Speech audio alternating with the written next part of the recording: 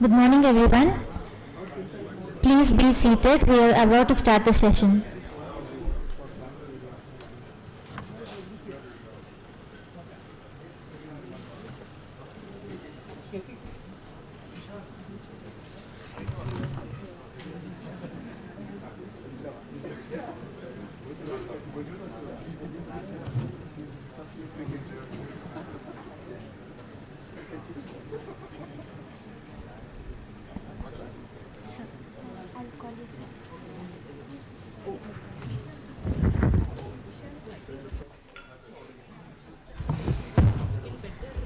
Good morning and a heartfelt welcome to Day 2 of ICCMS 2025 at the prestigious IIT Tirupati.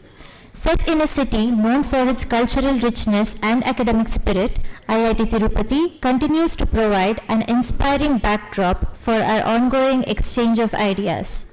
Yesterday, we had an enriching start with insightful keynote addresses, engaging plenary talks, and valuable interactions among researchers and professionals. We thank you all for your active participation.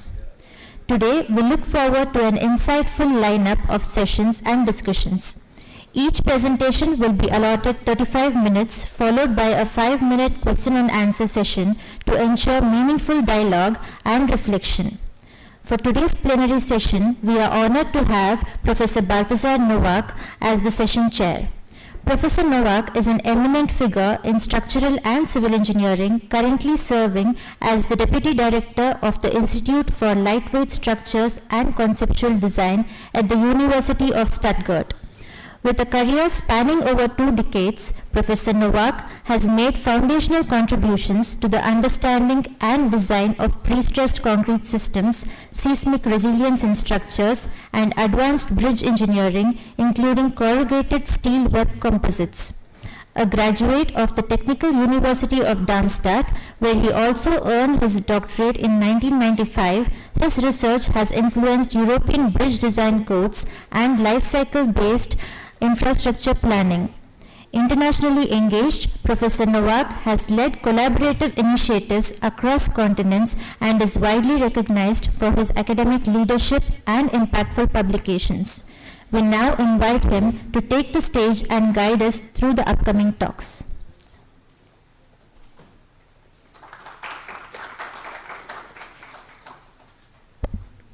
Thank you very much for the introduction.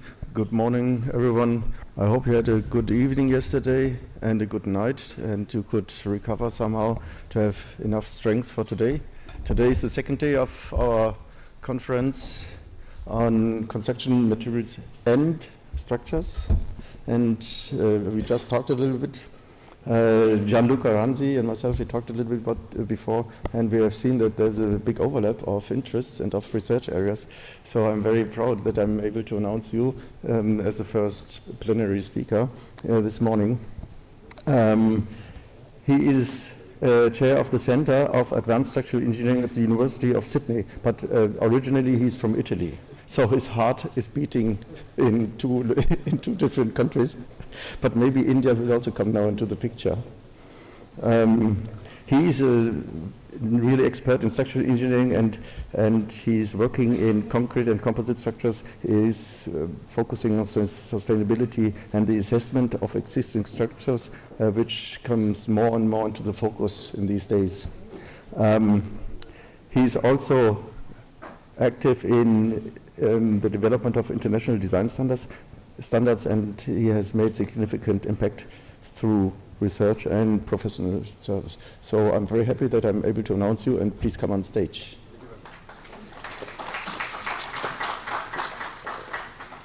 Good morning to everyone. Thank you very much for the kind introduction. I would like to first of all thank the organizer, because we are coming here, we're just stepping in and join the conference, but we don't see all the activity going behind, and it's also been happening in all previous weeks. So it's a real pleasure to be here, and thank you very much for the wonderful organization. Today's presentation will come up soon, and it's about, I would say, trying to give a justification on why we should be trying to use advanced modeling. And I will try to do it from a very practical point of view. Yes.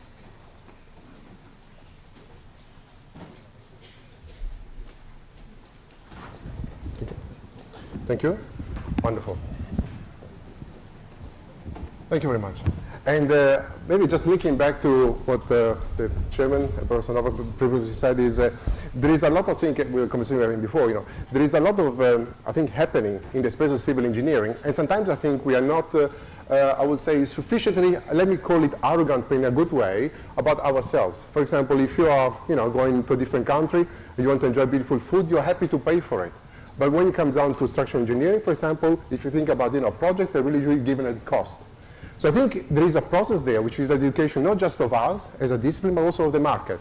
Because sometimes if you think a building, is this building valuable for the value that you're paying for? At the moment, the market is driven with a certain number of things that I'm going to flag just a couple of them during the presentation.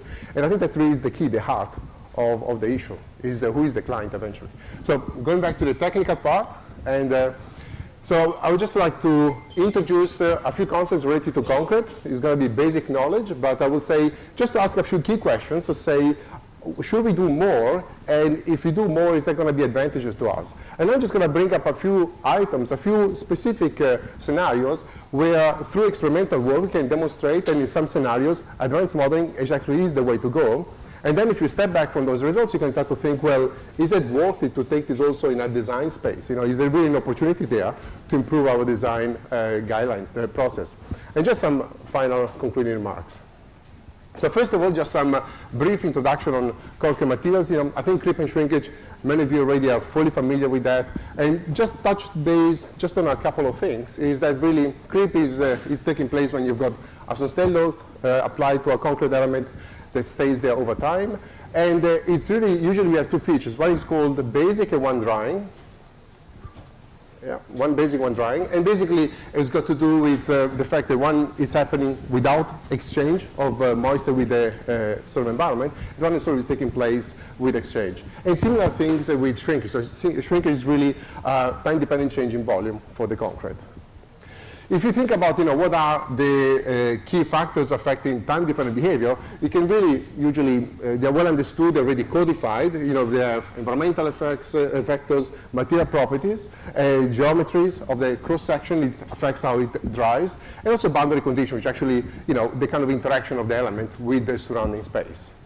So, for example, usually, if you look at time-dependent sort of behavior, usually have if you sort of imagine, just simplify it, I'm just showing this because I want to demonstrate something in the coming slides, is usually if you actually assume a sustained stress applied to the concrete constant over time, it's very unlikely. In reality, in concrete, nothing stays constant unless it's unreinforced. But I would say it stays constant, then usually you can draw the change in deformation, which is here on the vertical axis, over time, which has got the initial part due to shrinkage, and then creep kicking in, and so you've got these time-dependent deformations taking place.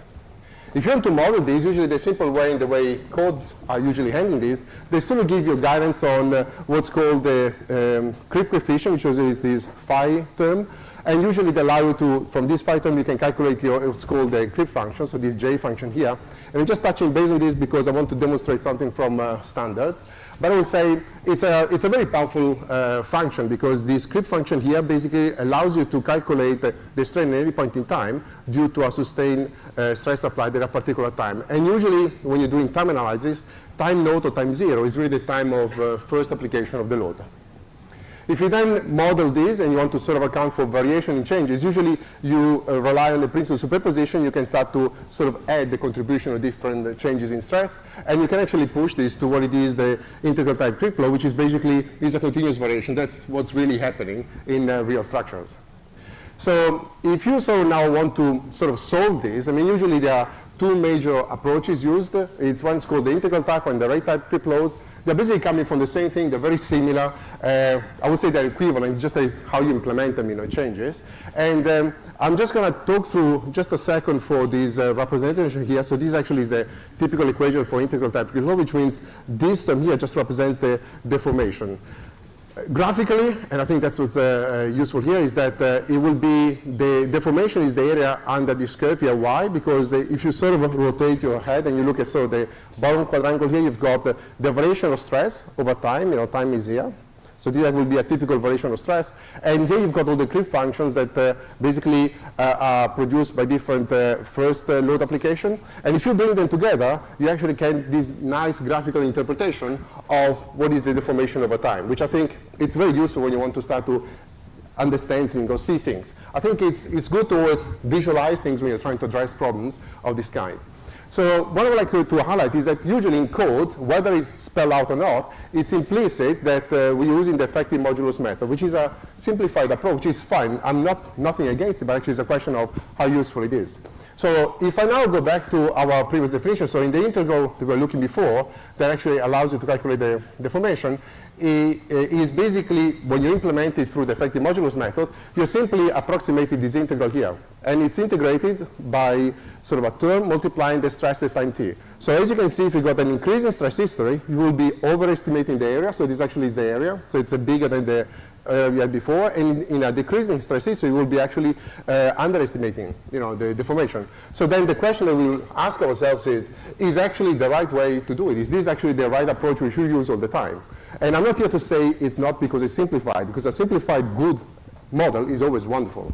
But it's a question, there are some scenarios I'm going to talk them through in a second. Also just wanted to highlight is that, so I would say it becomes important to try to push further serviceability in those scenarios where serviceability criteria are actually those governing the geometry of the members. And there is a lot happening at the moment in the space, especially with new concretes. And also when there is environmental conditions that actually play a role there. And I just thought to highlight this IIT SED publication, we're actually just focusing on time-dependent behavior of composite structures.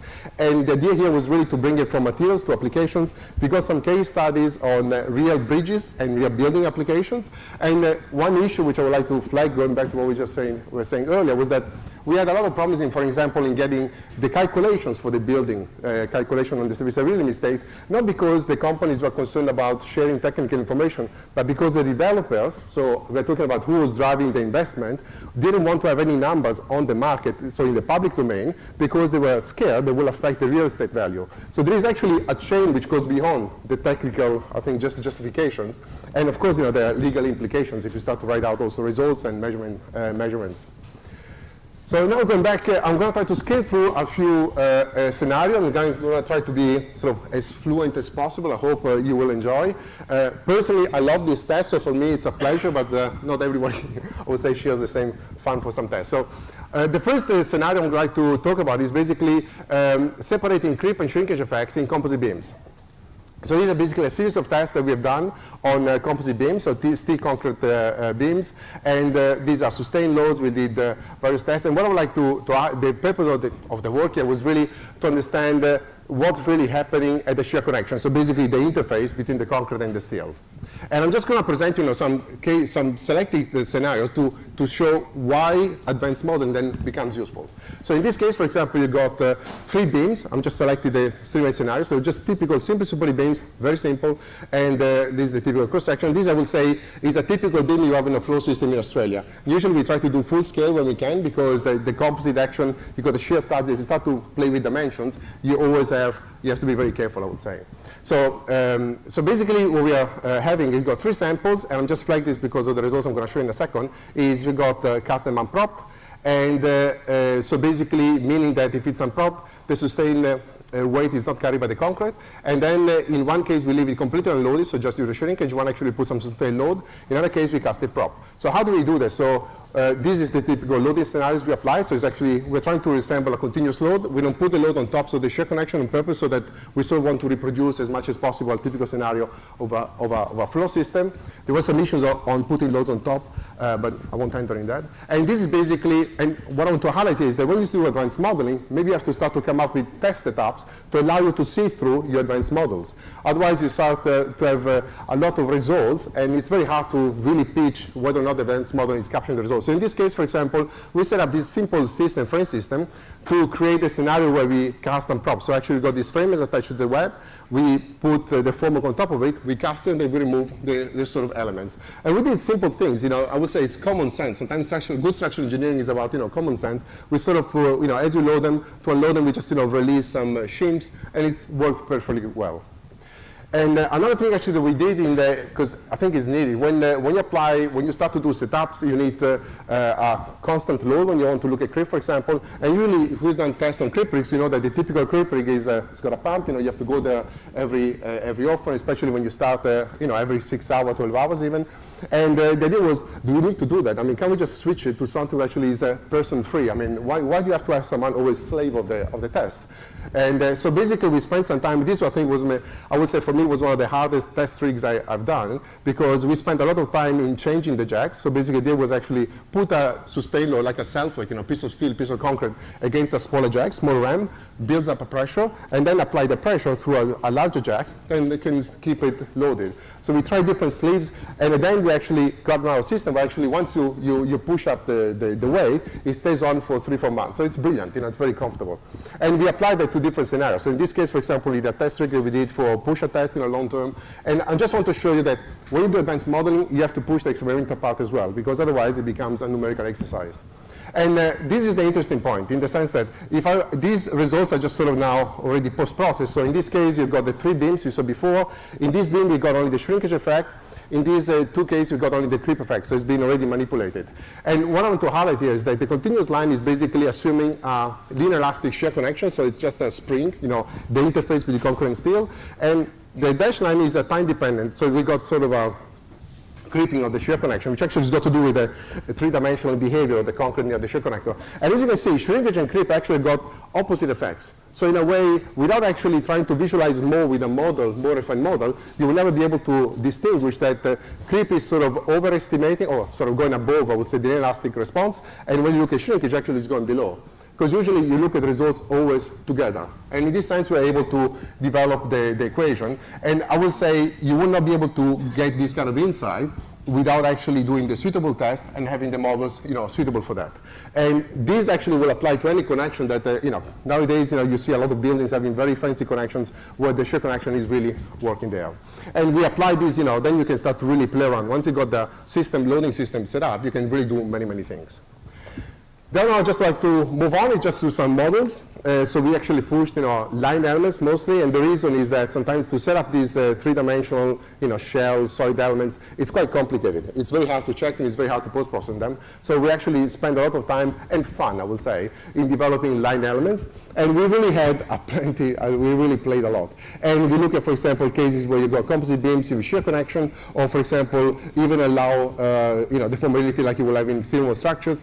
And this is, for example, some work that we did from generalized beam theory. So it actually is originally from Germany in terms of origin of this theory. And, but actually became very powerful. Just to show you the effect of it is that if you got sort of a box girdle like this, if you just model it, just to give you an idea, just linear elastically, you can see you can capture, so these are comparison displacements between the line element that we produce and sort of a very refined abacus shell element model. You see actually they perfectly match. Of course, the deformations are exaggerated here just to show them, and same thing is applied to stresses. So actually, there is a lot of power that we can push in that we have available, and we really need to use it in the right context, I would say. So this is, for example, to look at shear lag effects. You know, shear lag is basically the behavior. You have a typical flow beam, but, you know, can be a wall or other systems, where basically you have higher stress concentrations near the shear connections, or where you actually have loading coming through thin elements. And usually in design, we just use effective width.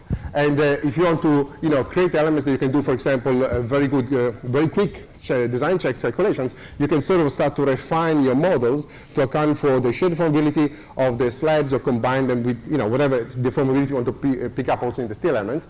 And you can then, for example, you have bridges like these, you can really run very simple checks by just using, as a user, line elements. Now, these line elements, of course, are not just the typical line elements, they're enriched. But from a user's point of view, it's very easy to implement. And in this case, you know, would be sort of matching, you know, comparison, you know, between shell element model and sort of the line elements, and you see the results very well match. It's I don't want to sort of spend time in showing you every single graph, but it's just really the concept here that I'm trying to get across. So in this case, you know, will be, so before was displacement, these are stresses. Sometimes, you know, both, you know, they're quite, stresses especially are quite hard to get. And again, we got a variation here of stresses in different locations, so in different stages of the deck. Again, when you got complex geometry, we can also set up models to actually manage that. And again, following the same process, you can really capture those behaviors. Now, this becomes important because, for example, I had a conversation with design engineers that they do design checks of bridges. And not always is very clear that the implication of deformations on the bridge, for example, when they're doing sort of the final checks, they put, say, some tracks or heavy loads on the bridge. Sometimes they sort of misinterpret the deformation because, for example, they ignore shear deformation. It's actually quite important in these bridges. And these models, they capture it very well. So just, to demonstrate, these are sort of very useful models. This now is a bridge in a beautiful part in Italy. So it's a composite bridge.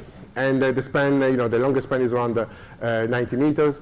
And it's basically just a model, and I would say it's a very practical approach here, for example, to decide what is your casting sequence that you should use. So in this case here, for example, you can run, the constructor, for example, could say, I just want to cast from one side to the other one. While, for example, if you go in a differential sort of casting sequence, you actually can have better effect for the concrete. So usually the idea will be cast usually on the sagging moment region first, and then go back and do the hogging moment region. That will really help you a lot. It just is a principle.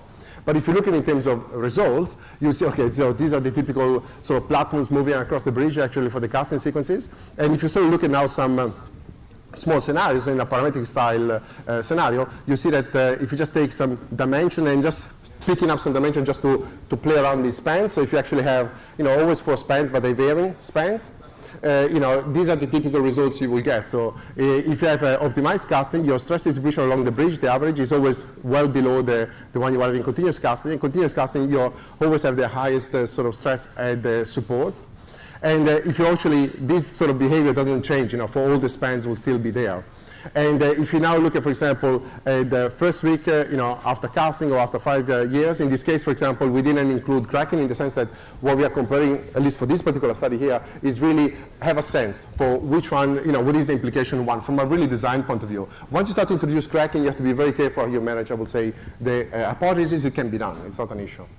And this is, for example, the other issues in relation to what is the tensile creep behavior. And if you increase the value for fine tension, for example, you would just have, of course, the stress in the steel, in the concrete in tension will release quicker, and therefore actually will have even less stresses. And so this is just to say it's worth using this because what are the main advantages here? The main advantages, and this is now for the bridges so before, is that you're pushing the peak stresses on the concrete near the sagging moment regions, actually, which is fine, from a sort of modeling point of view. And what you're sort of getting away from the stresses you will have in the bridge. So these are plots of without traffic loads. These are just really looking at the shrinkage effects.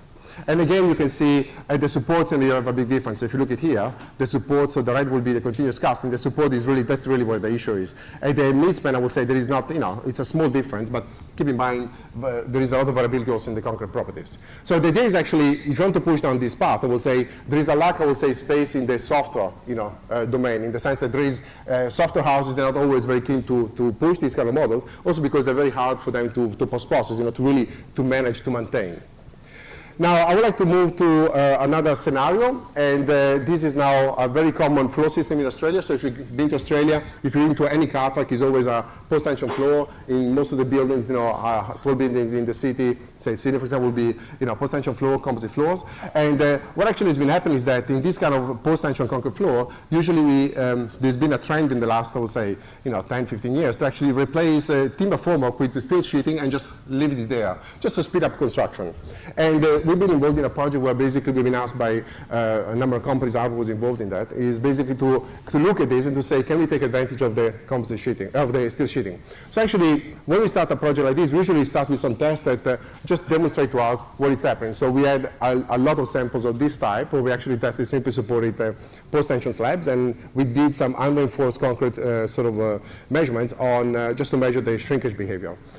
So let's say, I'm just going to show you now some selected test results just to make you see through the issue. So for example, let's say you've got a simply supported slab. Again, simply supported is a gift of a test to actually see through, because it doesn't have the complexity of the continuity that, of course, you have in reality, but at least you can isolate things. And we had 3 identical samples. The only difference was we put the sheeting on 2 samples. So if you look at, one thing as always I like to show samples before casting, because there is a lot of work in the preparation of the samples, and we never actually shared it. And usually, once you cast it, it's gone, it disappears.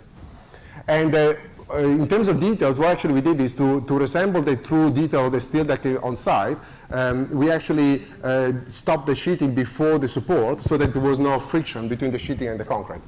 And this is just the information basically for the setup. So these are usually the aspect which is interesting is that at least the trend is that to really apply the pre-stressing 25% in the first day or first couple of days, and then the remaining after a few days 75%.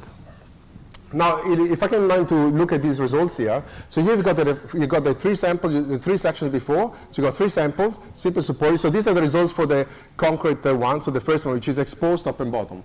Now, can I just ask you, if you sort of imagine now, you've got these other two samples here. If I have to plot them on top of this curve, how far would you see them? How far would you measure them, from here? And these are the results. So you see, here is the sort of solid slab at the bottom here. That's a solid slab. And here are the composite, sort of slab. Keep in mind, the only difference is the sheeting. And here we're talking about 20 millimeter deflection already after, a few months, 7 months. So this actually has got to do, and what we did here, we also then isolated and tried to predict these behaviors by putting different surface conditions on the unreinforced concrete samples. We're just keeping there over time. And it's got to do with actual drying conditions. So when you actually dry from the top and bottom, or if you just dry from one side. So in the case you dry from top and bottom, you can have a shrinkage profile of this kind. In reality, you can approximate it as a total deformation, for design purposes, just to be a linear, constant deformation, which actually reflects the total deformations that you will have in a sample if you look at the monitoring. And when you got the sheeting at the bottom, so it's sealed, and when you do this test, you just put some plastic to seal it, you create this kind of different gradient, which actually is cause of that additional deflection that you saw before. So in reality, we confirm that what you do in the reinforced concrete design is fine, but when you go into composite slabs, you need to move really to a shrinkage gradient.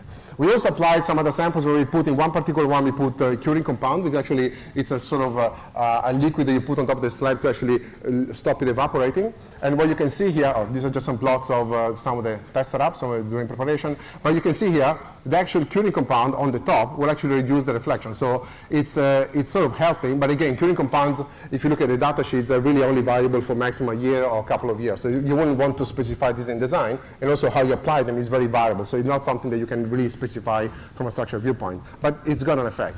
Again, also in this case here, if you apply the uniform shrinkage that you usually will do if you actually were not thinking of the shrinkage gradient, you will be completely underestimating the reflection. You will be quite a lot way out. And you saw in the test before we are just having the solid slab.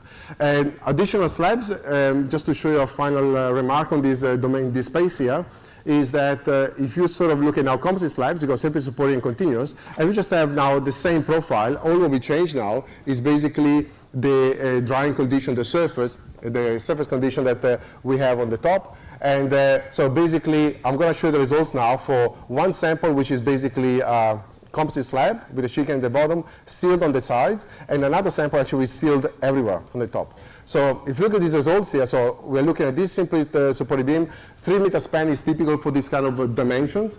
So if you actually sealed it at the end of the day of casting, this is actually where you go. Why did we do that? Because we wanted to eliminate all the drying effect. The idea is really, you can really kill time effects a lot if you actually work and sort of limit your drying effects. If you actually keep it sort of exposed at the top, you actually build up all these deflection here, and again, it's due to the gradient we saw before. This sample here that stopped here, we actually kept it exposed up to 37 days, and then we seal it, representing what you will have really in a construction site where actually you have your casting, and then eventually you go do sort of your furbishing of the building. So can I ask you again to imagine, what would you expect? You've got it exposed up to here, and after this point here, you seal it. So after this point on, it's sealed. So where do you go? Will it go higher here? Where would you expect it to go? It actually reduced the reflection. So it's something which was actually quite interesting. And we had, I'm not going to go through the details here, but actually this is related to the humidity profile through the concrete thickness, because we're having some sense. It's a very difficult measurement to do, I would say, humidity measurement. So it's an approximated one. But what we could see here is that once you seal it, it will change the humidity profile, which actually what drives time effects. And that was the reason why actually it was coming down. We had the same similar thing with the continuous samples. And again, these are sealed, the red ones. You got two lines because we got two spans now, it's continuous. And so in this case, you got the two spans, red sealed, green exposed on the top for the entire period. And the blue one is because you sort of seal it after 37 days. The difference is you're actually cracking already occurred here a little bit, and therefore the two spans are moving in two different slightly ways. So I think, then the question is, we got these behaviors here, how do you account for being designed? So we got them already incorporated in the Australian composite code, and I would say my suggestion would be push it to more advanced analysis. So this, I think, is really where the way is to go to really push future designs, not just from a serviceability point of view for time effects, but also for durability, because the coefficients you need to calibrate for the time effects are also those driving the durability issues. So in this case here, for example, I'm just going. So these are some comparisons of different tests done elsewhere, not by us. So again, you always have this trend where the experiment, has to be really meshed only when you got a shrinkage gradient. Without it, you're really underestimating deflections. And this applies to a lot of them. So this is just confirming again for different test results. And this is when you want to push it. Say, for example, here in more complicated models, I call them multi-physics models. What I've done here, this is one way to approach this. It's quite a simpler model out of those that you can develop in this space. And what is the issue here? The issue is that I circle all the parameters you need to identify, material parameters. So the idea here is now, that at least we've done some work where basically we're trying to optimize the tests that you need to do in order to close, to basically identify the parameters, because when you got so many parameters, you actually have different sets of parameters that actually will give you the right solution, or the solution you measured. So I would say the challenge is really there. And then just to show you how, with this sort of multi-physics model, we were able to identify the parameters just for the concrete mix, and then actually we're able to capture quite well the response. So I would say this is where I would love, at least future trends in our stands, I will try to push them, to really move toward the multi-physics heavily. And again, similar trend. And these are not sort of numbers that we fudge, so that's actually what's beautiful. It's actually parameters we identify through a particular process. Now, just a final remark, so we close very quickly, is I think when is worth going to advanced modeling? Well, okay, you can do it for fun, but I don't think it's actually very useful if you're actually talking to industry. I would say when actually serviceability state is governing the design, that's fantastic. And I would say when also you want to extend design life of structure. So there is a lot of examples now where buildings have been sort of maybe demolished only partly, and then sort of retrofitted or extended, and for another say 50, 100 years. Now that the world is 100 years, the design life. So it's quite useful in the space. I think one thing which actually we were talking earlier with Professor Novak is that I think we need to have more information also on the buildings, how they behave. I mean, we are quite different from the industry where if you sort of buy a car, you buy because it's beautiful, also because the technical specs of the car. In buildings, usually you tend to only go for the view. You tend to go for, where is it, how big is it, how it can show off. You don't actually go with the specs of the building. That's where I think we have to educate also the customers, as you will have in, I would say, in a cuisine, in a restaurant. It's that level, I think, of evolution that really we need to also expand. And of course, if you then push these kind of models, you can use them for maintenance, because now you go time effects, but also durability. And I think low carbon concrete's got a lot of issues with time effects, so actually these models will allow you to really push them, because it's variation in temperature and humidity have a big effect. And I would say also there is a trend in industry where really they're going into very, very fancy solutions. So just like to recognize a lot of funding came from the Australian Research Council, and also colleagues that actually, we have been funding sort of playing through these models. Thank you very much for your time. So thank you very much, Gianluca, for your huge presentation, a lot of information, a lot of content. We have 5 minutes, around 5 minutes for questions. Please. Left. Good morning. I am 𝗘𝗴𝗃𝗵 from IIT Madras. Your work discusses approximation for the aging viscoelastic behavior. How this, it is sensitive to different creep parameter and the shrinkage strain parameter, because in the numerical approximation, what they do, they assume the time derivative of stress is neglected, or it is assumed to be constant within a discrete time interval. But in reality, concrete follow this ACI or 𝗘𝗴𝗶𝗶, and they don't follow the Prony series model. So how this method is sensitive to when we deal with Okay, I hope I understood the question. So I will say, first of all, what you find in codes are sort of codified, and they are sort of exercises of statistical exercises to match a large number of data. What I showed you before is really to push it a little bit further to say you really need to work with your concrete mix. That's where you're going to gain a lot of gains in serviceability in state design. Otherwise, you have a variability, plus or minus 20, 30% in your results first. What about the numerical? I would say, if I'm listening to you talking about the time stamping, that to me is something that you can check the convergence. So it's a question of how you build up your time stamping over time. That can be easily measured numerically. You can always create pseudo-experimental data to test those kind of performances. Okay, thank you. Thank you. Yeah, so the question is, how important is advanced analysis for buildings versus bridges, let's say? In other words, how important these creep, shrinkage effects in regular buildings versus outdoor structures? Yep. Yeah, well, it's, I would say, at the moment we are tied by a legal system where basically always, if I'm talking to engineers, they always want to go to deemed to confirm, deemed to comply provisions. What I showed you before is that, for example, the composite slabs with the sheeting, if you're just following the standard, you will actually miss out on the additional deflection.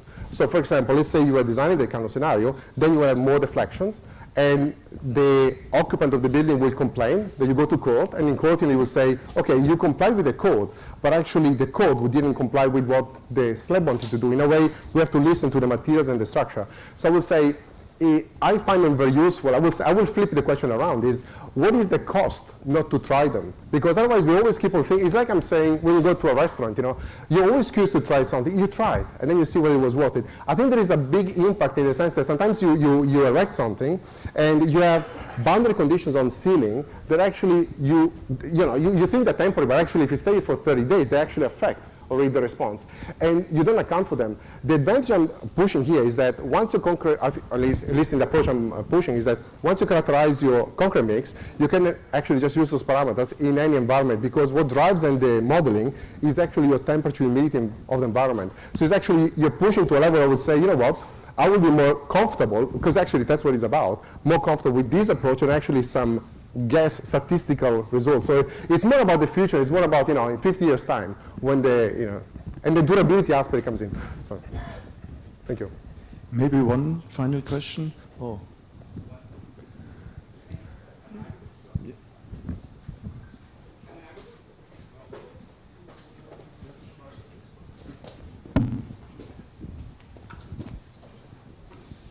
Very good morning to you all. Yeah.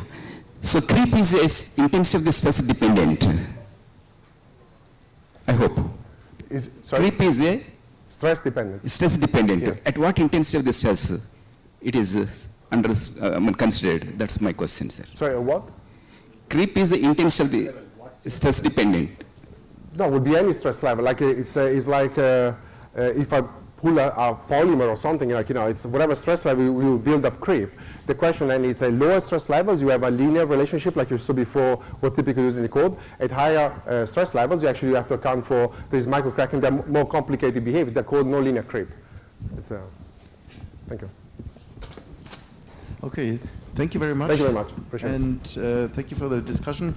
Now we continue, and it's really a pleasure for me to announce Professor 𝗗𝗵𝗃𝗶𝗿. Yesterday evening we have identified that we already have met in '94. This is just a couple of years ago, but we didn't know each other. So it was a very significant. Sorry, yes. It was a very no, wait.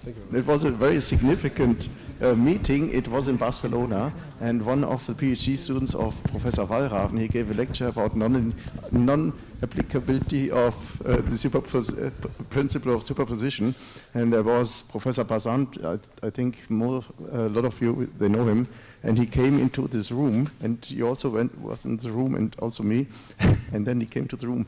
I never accept what you are talking about to this PhD student, and then he left. And we both were sitting and we didn't know what to do.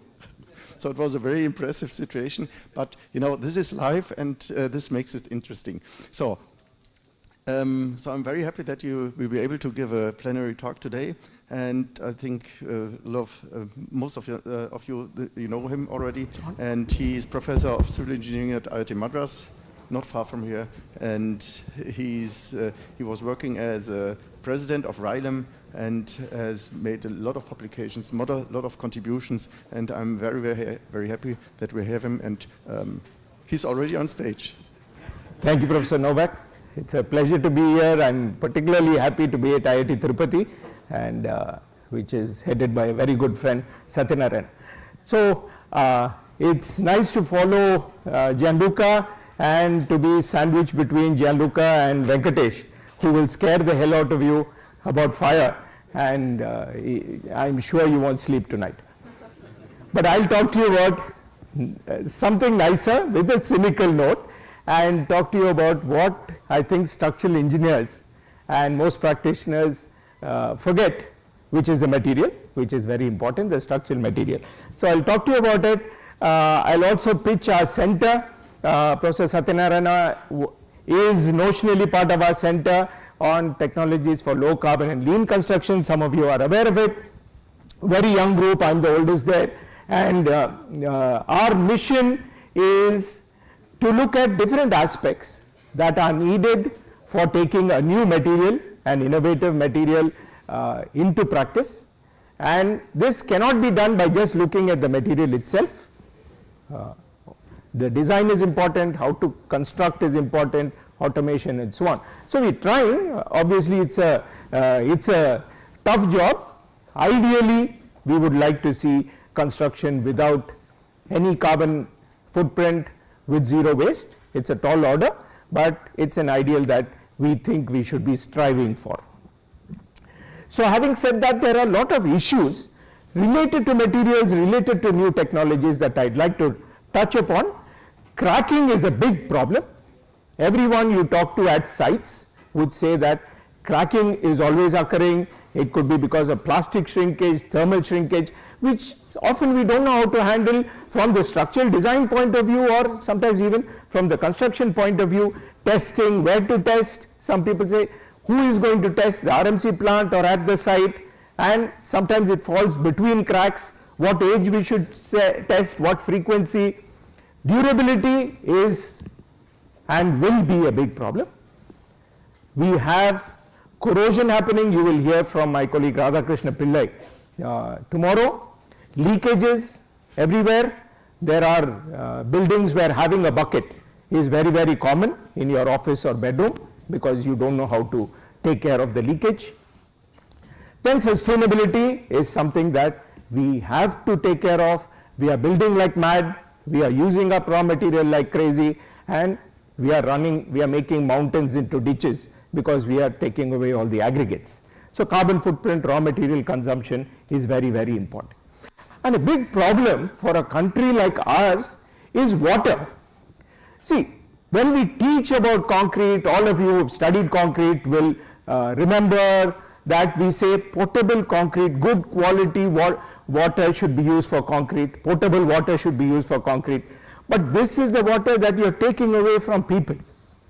So this is the paradox. People need houses, need bridges, but they need drinking water. Now, who has to sacrifice the water? Places like India are suffering, other parts of the world also. We're running out of water. There are disputes going to be there for water. Wars may be fought for water. But we are insisting that good quality water should be used in concrete. We should start looking for alternatives, and we are looking at treated sewage water. Let us mine sewage water for concrete. Let us not use drinking water. Let us think of how we can extract water that is not drinkable and use it for concrete. Then unconventional concretes obviously are a big thing. We have to keep looking at. This campus has a very nice example of fair face concrete. And this is not very common. A lot of effort goes into making concrete like this. It's easier to plaster the concrete. When often I ask people, why do you plaster concrete? The general answer is aesthetics, you get good finish. The real answer is we are covering up our mistakes. Otherwise you don't need it. Why do you plaster a ceiling? When you make a wonderful concrete, you damage it by hacking it, and then you put this plaster and say, okay, now I have a wonderful structure. No, you just covered up your mistake. At IIT Madras, Satya knows this story. When we took the plastering away from the bill of quantities, the contractor offered to do it for free. Real story, real story. This what happened. So these are issues that we have to look at. Then other thing is precast concrete. So I'll touch upon certain things. We are talking about precast a lot. We think it's a solution, but there are problems. And these problems could arise because we are trying to do sustainable concrete, we are trying to do new materials, we are also going to do precast, and some of these things are causing issues. So let us imagine that I've come up with a new cement or new concrete and I want to implement it at a site. Now, who are all the people who have to make decisions? Who are the stakeholders? Starting from the contractor, the constructor at the site is worried about workability, worried about how much super plasticizer I have to use. Can I pour the concrete fast, or will it delay the setting? What about plastic shrinkage? So this is the first stakeholder, important stakeholder who comes in when you are talking about new cement or new concrete. If they reject it, all your amazing stuff goes out through the window. The structural designer doesn't understand, excuse, please, all the structural engineers have to excuse me. They don't understand about plastic shrinkage. They don't understand about workability. Somehow they will get it done. It's not our problem. We are going to worry about strength, stiffness, shrinkage and creep, right? But if the contractor throws away this concrete, the structural engineer has no chance of designing with this concrete. Then but for the user, does the user care whether you use the right amount of steel or you use M40 concrete or M30 concrete or not? The structure has to be durable for the user. I am living in some place, I want it to last as long as I want. Now the researcher comes in and has to do something. We have to make a living. So you try to connect all these things and come up with formulas and a lot of power equations and all that stuff to get this done. For the administration, suppose they want a new city or a bridge, they want service life. This depends on many of these other things from the beginning. You construct badly, you don't cure well, and your life suffers. So these are different things, and obviously the planet suffers if you don't do a good job, your carbon footprint is gone. So what is unique about concrete, which is not there for any other material, is you have multiple stakeholders and anyone can stop you from implementing a new material, or be it structural or whatever.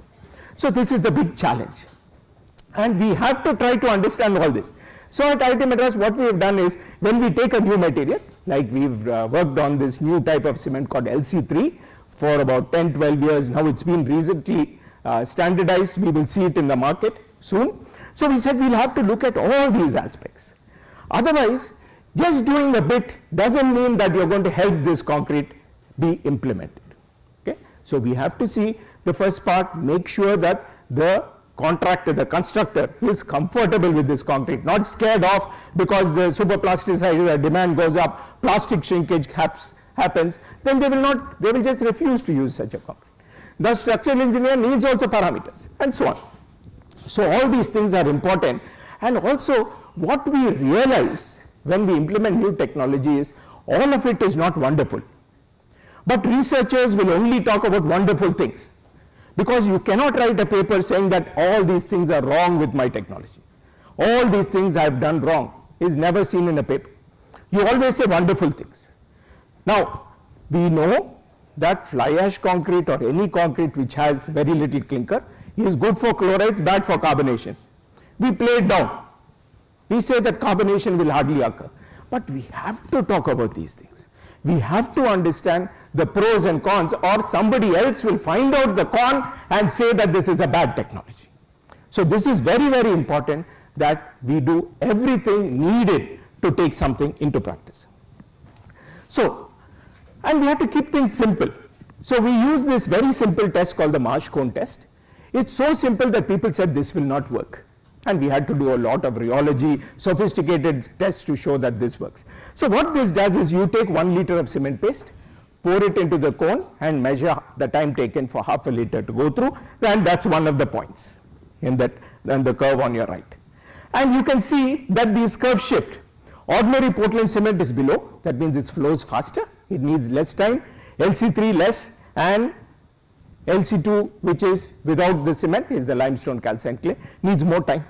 So this already tells me that I'm going to have problems of workability.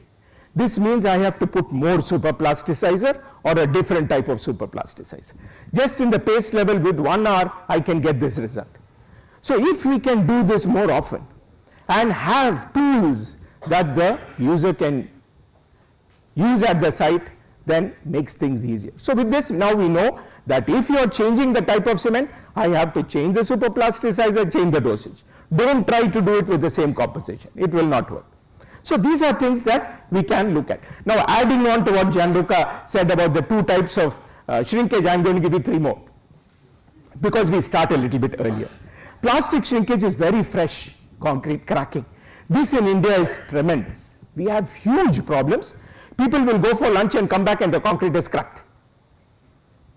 And who will they blame? The cement or the RMC?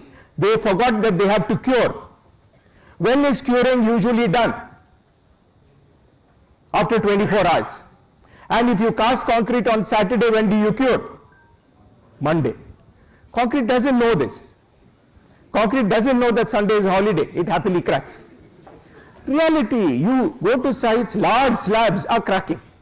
Large slabs are cracking, and then people say, you made us use fly ash. Yes, fly ash will crack, but you have to cure earlier. You have to, so I tell people, simple thing, push your thumb into the concrete. If it doesn't go in, start curing.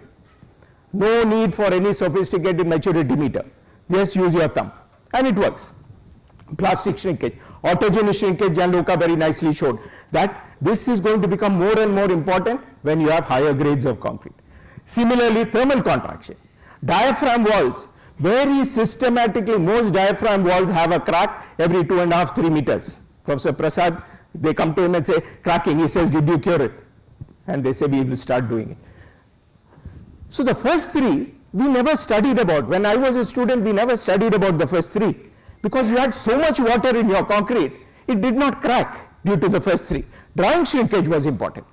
Now you're putting so little water, you're putting 0.3 water cement ratio, 0.25 water cement ratio. The first 3 are becoming important. Drying shrinkage and carbonation, maybe not. The concrete will never undergo any drying shrinkage, but it will crack much, much earlier. So these are things we have to understand. When you change things, concrete changes. It's not the same concrete, but it's a different concrete and behaves differently. So one easy way that I tell students or even consultants to remember, when you see a crack, find out, ask, the first question you should ask is, when did you see the crack? There you get half your consultancy fee. If somebody says there's a crack, just ask when it happened. And most of the time this resolves the issue. Yeah? So this is very, very important, very simple, and if we can take care of this, lot of problems will be resolved. So we started looking at what is going to happen when you have different types of cement. CM is the ordinary Portland cement, PPC is with fly ash, PSC with slag. You see that the crack width is increasing. How did we do it? We take a slab of concrete, freshly made, put it into this chamber and blast it with hot air. I think Dinakar sort of set this up when he was with us. Crack initiation time is becoming lesser. Cracks are starting earlier. That means you have to cure fly ash concrete, slag concrete, LC3 concrete earlier and cure for longer. This is very, very important. We cannot relax and say that, okay, the concrete is taking care of itself. It will crack. So this is very, very important. Look at the numbers on your right, and you can see the increase in crack area. So we actually measured how much the crack area changes under these circumstances. The fly ash content is 15-30%, GGBS is 15-30%. Crack increases a lot. The strength is the same, workability is the same. From the structural engineering point of view, it is the same concrete, but the material has changed and now it's going to crack, and this crack will stay forever in the structure. Now, what do we do about it? I'm not saying throw away fly ash and GGBS. Simple thing. Put 1 kilogram of polypropylene fibers into your concrete, most of this cracking is resolved. Very simple cure. Very little cost, very little effort, nothing else changes. Can be done. So these are things we have to understand, and if you would understand that, new technology can go in easier. So this is something we've seen even in newer concretes, 3D printing. We were involved in this post office construction in Bangalore, 3D printed. So that is me on the ladder looking for cracks. Yeah, this is one crack looking for many cracks. So this is what I do for a living. So I climb on this and see where are the cracks. And lot of plastic shrinkage cracking. 3D printing is prone to severe plastic shrinkage cracking because you don't have aggregates, you have thin elements, very high surface area, very high cement content. This on a hot day, little bit of evaporation is going to give you lot of cracking. Otherwise the project is wonderful, but you can have cracks. There is work happening in IIT Tirupati where they are looking at cracks. You can see the cracks. Whenever concrete curves, there is a crack. Again, from the mechanics you can understand there is hoop stress and so on, but we have to look at it.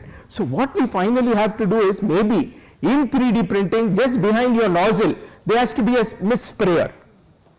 Just like your nozzle is moving, there has to be a spray just behind which will sort of keep the concrete wet. Otherwise our amazing technology will be thrown away. Your user will say it's all cracked, I don't want a building like this, I don't want to live in a house like this, an office like this. But simple things can change and we have to understand what happens. So let me move on to structural concrete, and durability becomes very, very important. Strength becomes important. Structural engineer has to design, they need to know the Young's modulus and so on. So I'll give you examples of some of the concretes that we have tested. First of all, strength.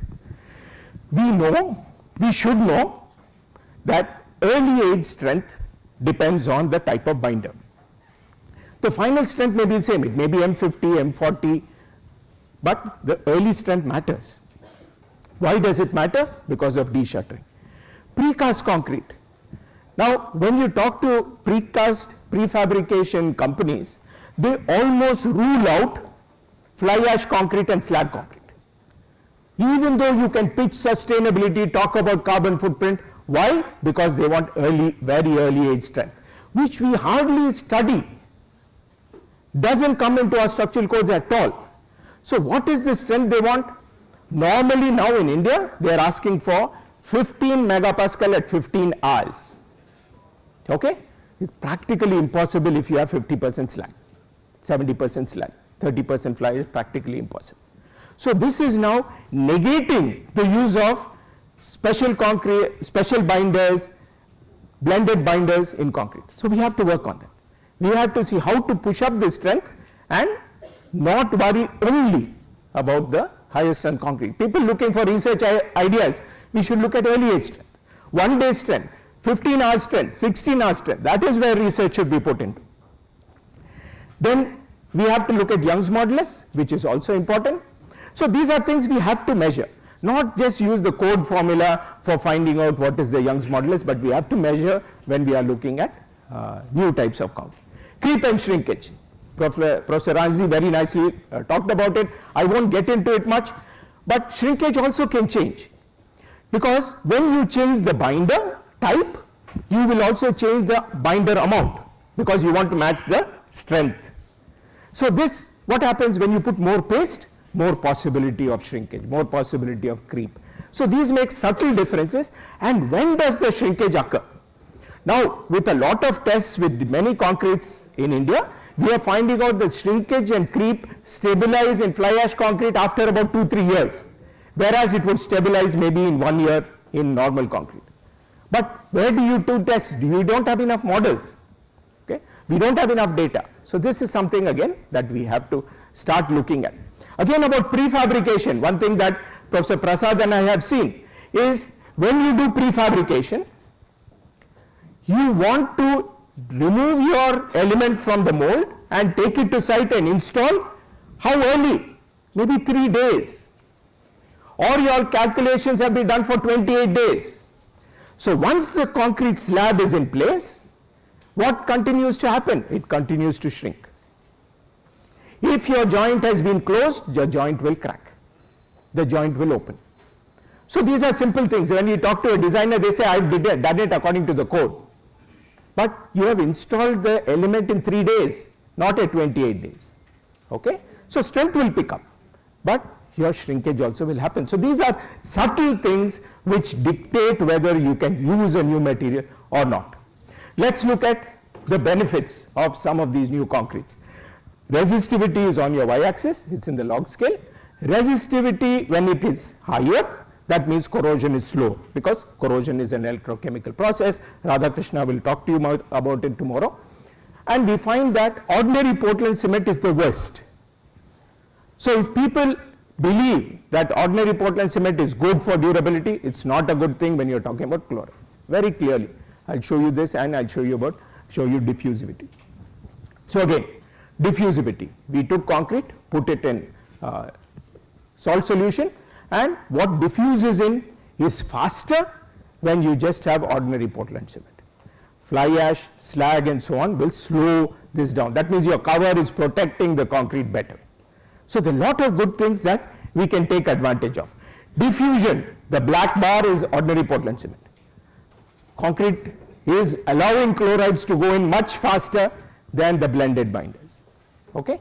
So for durability under chloride attack, very clear, you get longer life with blended binders. Carbon footprint. We talk a lot about carbon footprint. There's hardly any data in India, Indian conditions. So we started going to cement companies, getting the data directly from plants, and you can see the benefit in Indian conditions of using blended cement. You bring it down from 900,000 kg of CO2 to about 500, 600 kg. So huge benefit without changing any other property. The cement complies with the standard, but it has a lower carbon footprint. Similarly with energy. Energy also comes down a lot, your cost comes down a lot, raw material consumption comes down a lot. Same thing with concrete. So that data was put into making concrete, and we also find that the carbon footprint comes down. Higher grade concrete is more effective. Higher grade concrete means that your carbon footprint of the building will come down. You will use less material more efficiently, so that way it is better.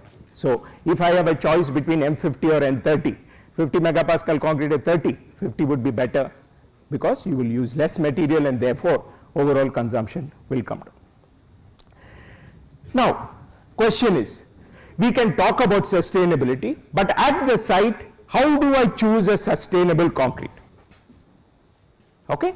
So this is the question that people were asking us. All this is fine, you guys have done a lot of work. How do I know at the site which concrete to use? So we said that we look at these aspects which we felt were important.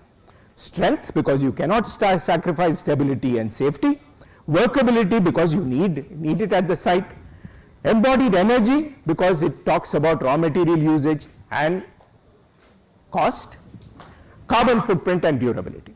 So we put these together in two indices. The first one is called energy intensity. So energy intensity is energy consumed for cubic meter divided by the compressive strength. And what we see is a nice trend. As compressive strength increases, this energy intensity drops and stabilizes. It also tells us that we just cannot keep on increasing strength. It doesn't really help. So this is my first parameter, energy intensity, which tells me about the embodied energy and indirectly the cost as well. The other one, what we call an apathy index. Apathy index is your carbon footprint divided by a service life parameter. So why do we call it apathy index? Because at the site nobody cares about these two parameters. Nobody cares about carbon footprint, nobody cares about durability. They want to finish the project, defect liability period is 1 year and they want to get out. Yeah? So we want to decrease this obviously. So suppose you have chloride attack, this is what the equation looks like. So you have carbon footprint at the top and below you have diffusion base factor. So what do we do? At the site, if you are only looking at 28 days strength and workability, there are actually infinite compositions of concrete that will fit in. Infinite compositions of concrete can give you the same workability and same strength. Now let us take as many as possible that you can do and do this plot. On the x-axis I have energy intensity, I want to keep it very low. Apathy, I want to keep it very low. And when I compare, some of these concretes really turn out. Of the concretes we've studied here, now LC3 comes out well under chloride attack and so on. We can do this for more. So we went and did 30 concretes. different concretes, and again you can choose which ones are at the left corner, and this comes out better. So this is easy to do, not a lot of calculations, but go to a catalog and do this plot for your concrete at the site, and you can choose what is sustainable. Now this is not all talk, actually this was done. So this bridge in Kerala, again Professor 𝗘𝗏𝗃𝗶𝗵 might talk about it.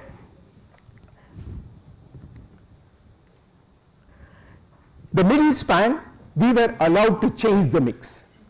The outer spans were designed for M40 concrete, so we took the chart on the right that I talked about. The upper pink points and pink and orange points are the spans on the extreme, normal concrete that they were doing it. Middle span, they allowed us to change the concrete. This is because my colleague 𝗘𝗏𝗃𝗶𝗵 has an immense convincing power. He pains the hell out of people so that they agree to whatever he says. So they allowed him to change the span. Real bridge standing. And what could happen is they went for 70% GGBS, same strength, same workability. Life expectancy for corrosion to initiate went up from 30 to 125 years. Carbon footprint saved just in one span 800 tons of CO2. Okay? So it can happen. But what is very important is to get to this point. Not just stay in the lab or on a sheet of paper and say, I have saved the world. You have to show and you have to convince people. So to conclude, I would say that if we are talking about sustainability, if we want to make a major change in sustainable construction, these are some of the things we have to work on. There is no other option. We have to look at low carbon cements, better construction, better durability, and so on. So with that, I'll stop. Thank you very much.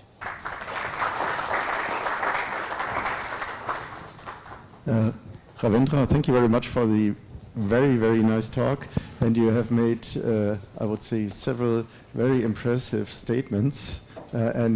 Curing is one of the most important actions after casting the concrete. Sure. And what I also would like to say is you are burning for your profession. And this is perfect. I like it. Thank you. So now we have 4 minutes for discussion.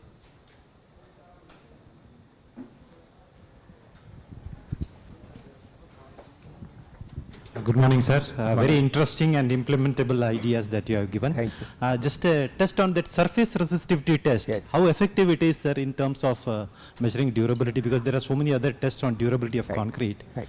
Yeah. Considering the ease of doing the test, I think it's very effective. We have done a lot of correlations between surface resistivity and diffusion. It works very well. It works very well. Now I think it's come to a point that we can implement at site also very easily. The Venner probe used to be very expensive. Now there are Indian made models which are going to decrease the cost by almost 80%. So it will also be not an expensive meter to buy. So I think I would bet on it. Yes, Ravindra, excellent presentation. Thanks. I'm not going to ask you a fire question. Well, you deal with fire. But one question is, why is it not in the codes and standards strict regulations or something? We know that by adding this fly ash and other things, the cracking starts at 12 hours, you said 16 hours or something. Why is it not still mandatory regulations are in codes, especially when countries like India, where everything is fly ash and other things extensively used? Yeah. Venkatesh, good question. I think because some of the things we don't know where to put it in. Because sort of IS 456 starts when the concrete is already hardened. This is happening before. So a lot of construction manuals have it, but it's not a codal practice. See, we don't pay for curing. Why should somebody do it for free? So I remember 𝗘𝗏𝗽𝗿𝗁, you know him, he used to say put an item and pay for curing.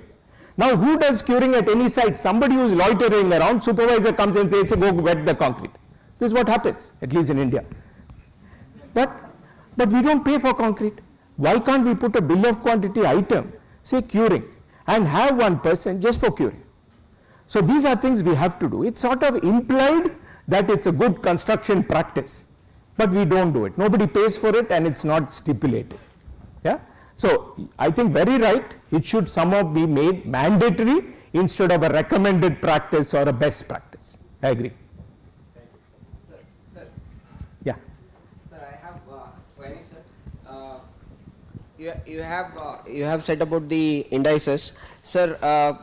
How much that is possible for, at least for Indian standards, to implement those indices in our courts? Means how much time it will take for the, because, and what will be the standard range for those indices? That we have to decide. Otherwise, the things will No, I think we are far from mandating something.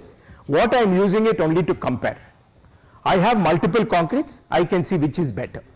I am not going to go to the extent that it should be so much. I think it's a bad idea to do it today with the information we have. But if I have 10 concretes, I can tell you which is better or which is the best that I have. That is as far as I want to go for now.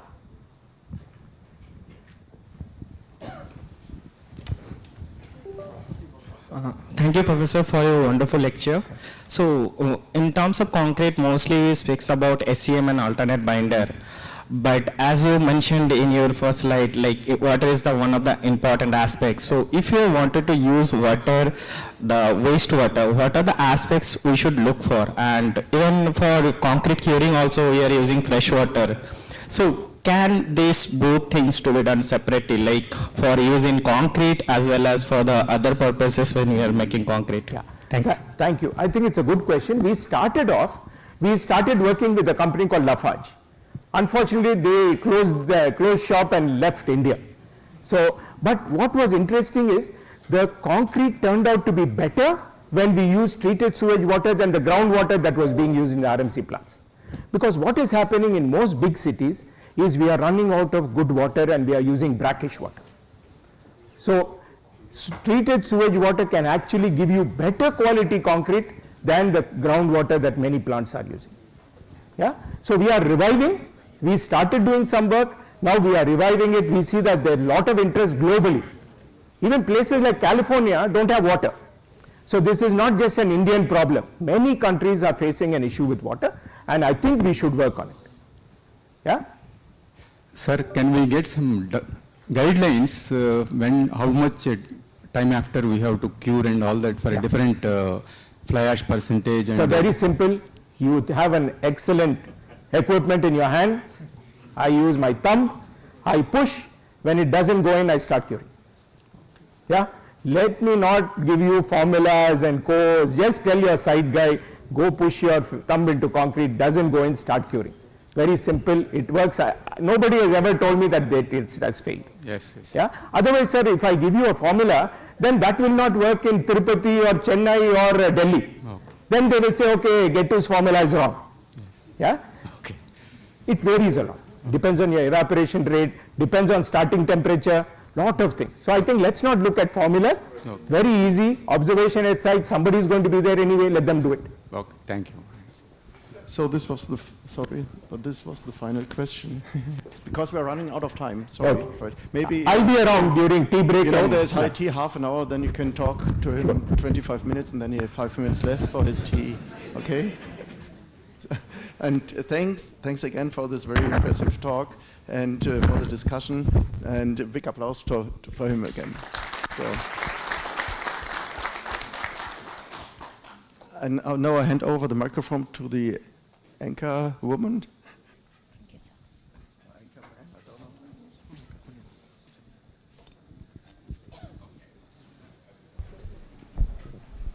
Thank you, Professor Gettu, for the presentation. Now we have special presentations from our platinum speakers. First, by the Ramco Cements Limited and Ramco Industries Limited. As a leading name in the construction materials sector, Ramco has consistently driven innovation and quality across the industry.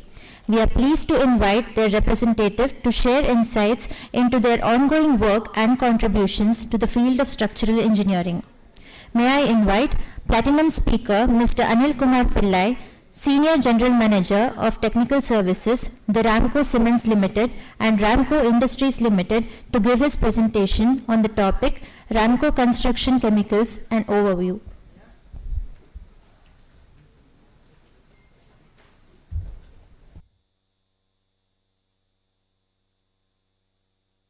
Yeah.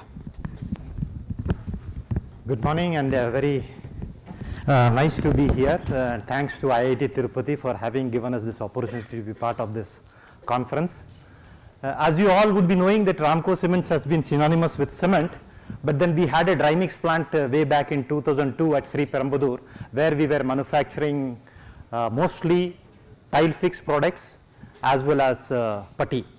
And we had also developed various types of plasters, especially the spray plaster and various kind of composition as plastering is concerned way back in 2002. And then now we have continued and we have brought in various kinds of construction products which would be a solution for the construction industry. So I have been given 10 minutes, so I will try to confine within the 10 minutes itself. So this is what we have got. So we have got, as well as, just let me go to the next slide and just give you a brief. This is what we have got: tile laying products. We have got tile fixes, both cementitious as well as epoxy, as well as in tile grouts we have got again cementitious and epoxy tile grouts. Then we have got, as far as plasters are concerned, we have been developing various kinds of compositions as far as plaster is concerned. To begin with, we had the ready mix plaster, wherein you don't have to mix sand, you just need to add water. Then later we developed self-curing ready mix plaster, where you don't need curing. But then what happened was that there was a problem of changing the mix proportion. So we have brought in a product which is called a self-curing cementitious product, where you can add sand into that and then you don't need curing. So that is what we have been evolving the product as well as self-curing plaster is concerned. We have block fix, wherein you have a special adhesive to unite the AAC blocks. But then for other block like hollow blocks, solid blocks, we are in the process of developing product for that also, so that it can be pasted effectively. Then superfine, of course, is a putty. Waterproofing products, we have the integral waterproofing compound as well as the brush coating, the what you call a kind of membrane which is there. So we have got two products as far as waterproofing products. We are in the process of developing many more products in the waterproofing area. Bonding agents, of course, to unite the old concrete and new concrete, we have got SBR as well as epoxy. And for repair products, we have developed both micro concrete as well as what you call the high strength grout. So this is a brief overview of the products that we have got, and we are in the process of bringing in more products. Just to give you an idea, because most of you are students, I am sure that you would be interested in to know what are the kind of tests that we do on this product. As far as tile fix is concerned, there is an IS code 15477 which recommends various types of tile fixes based on the size and the type of tiles. So we have from type 1 to type 5 as given in the IS code, and we have the corresponding Ramco range of products, it is there. The one development that we have done recently is that there has been a kind of demand for epoxy tile fixes because of the kind of adhesion that is required, and they don't want to take much risk as far as the tiles are concerned. So we have developed that. So the kind of test that we do, these are the test of interest is the deformability test. The basic test that we do is tensile adhesion and the shear adhesion strength as well as the tile fix is concerned. So these are the kind of tests that we do. The slip test, of course, as compared to cement mortar, it is always advisable to go in for tile fix because of the inherent disadvantages as far as that cement mortar is concerned, because it shrinks, you cannot do curing. But as far as this tile fix is concerned, it is a self-curing product itself. So tile grout, of course, we have this, and it has been a kind of problem for many of the users as far as the grout is concerned. So we have developed a epoxy tile grout so that it fills the gap between the tiles and gives a much more effective this thing, and it is also chemically resistant. Wherever acids or chemical products are being used, you can go for epoxy tile grouts. These are the kind of tests that we do: water absorption, degree of whiteness, consistency, chemical resistance test, again tensile adhesion strength, because by the nature of the product itself you need to look at that. Superfine putty, again a common product that is available in the market, and we have this for a number of years. So tensile adhesion strength is one strength that we do, the test that we do for this. Setting time, pull out strength, because pull out strength test you will see that it is a common test for most of the products, because being a thin membrane you got to do that pull out strength for most of these products. So we have that. Spectrophotometer test is one test which tests the degree of whiteness of putty itself. So that is block fix. Of course we have got the critical test that we do on that is the split tensile strength, where it fails when you have that paste, and when you use it, at what load it fails. So that is what the split tensile strength that we do for the block fix, and the tensile adhesion strength again. Super shield, of course, the integral waterproofing compound which is added to concrete. The basic purpose is to reduce the water cement ratio. It is basically used in the retail segment where they are not able to reduce the water cement ratio by using the conventional this thing. So it affects in reducing the water cement ratio to such an extent that your workability is not compromised and you get a higher strength, and thereby the durability is also enhanced. So these are the kind of tests that we do. Water permeability test is one test that we do on that as far as the integral waterproofing compound is concerned. Then the super bond and epoxy both, of course, the primary objective of using this is old concrete with new concrete, but SBR is also being used as a repair mortar, as a mix of that. So for such applications also it is being used. So the kind of test that we do for that, elasticity, pull out strength again for the epoxy bonding agent, tile adhesion strength, compression strength, rebar pull out test, slant shear test. So kind of test that we do for SBR and epoxy. Again, this is of course we had compared with various products available in the market. That's how we try to see how we can make a the USP in our product. So we have done a detailed study at our research center, the Ramco Research Development Center, which is at Chennai, and we have done lot of studies on cement, concrete and various other construction products. So we have collected various samples from the market. We have done a comparative study and we have seen which is the right kind of test, based on the feedback from consultants as well as from various experts in the market. So we have been able to do that. This is the aqua shield test, that is the brush kind of coating that we have done. Water penetration test we have done, elongation test again. Food grade test also we have obtained for that product, because that is most important, because many of the places they use it for water tanks and other places. So these are the kind of products we have got. Ramco micro concrete, of course we have got in 3 variants, M40, M60 and M80, and these are the tests that we do on that: compression, flexure strength and yield of that flow, all these tests that we do. Super grout, of course it is again a 25 kg bag. Flexural strength and compressive strength, and most of this product you see, what we have done is that before bringing into the market, we have used it in our own cement plant.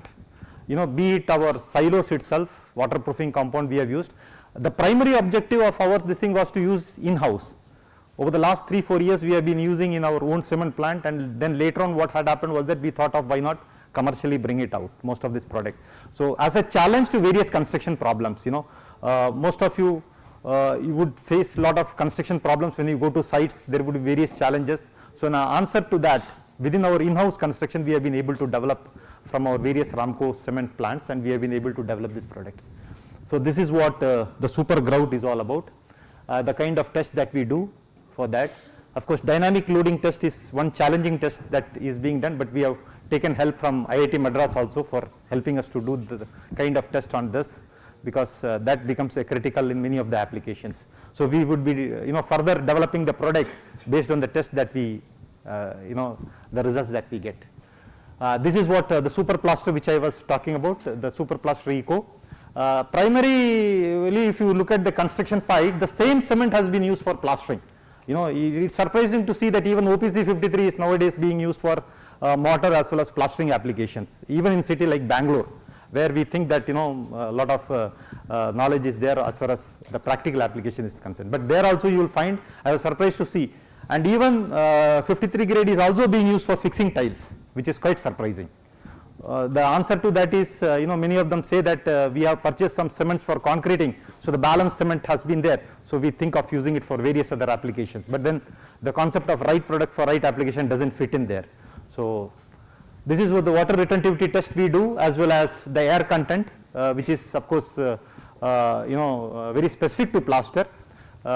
When you measure water retentivity test and air content, you will be able to understand whether the mortar is able to spread out easily and whether it is having that self-curing properties or not. So we add some polymers for getting that self-curing properties as far as this is concerned. So thanks for your attention. Thank you so much.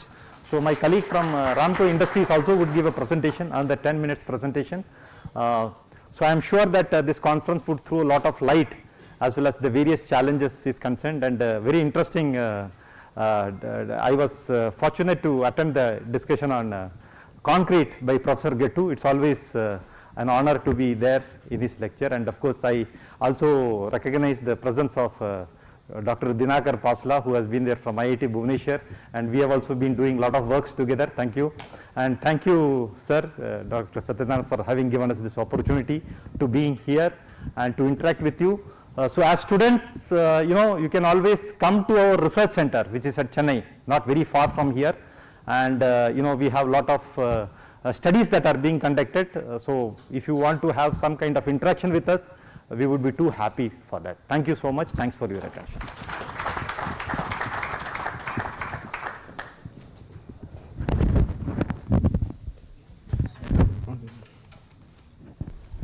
Thank you, Mr. Pillai.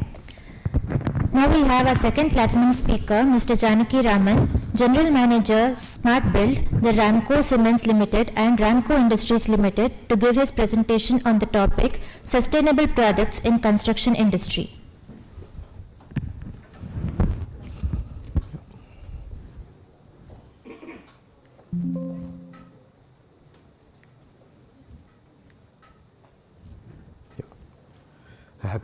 Happy to be here to present on behalf of Ramco Industries Limited. As you all know that we are consuming 30%, more than 30% of energy in the building constructions. So the more sustainable building constructions if we have, the more better future we can build. Of course, as Professor Ravindra Gittu sir is quoted here, the sustainability and the water scarcity is going to be the major role in future. Yes, we have coming up with the new system, like we are pioneering in green dry constructions using our product.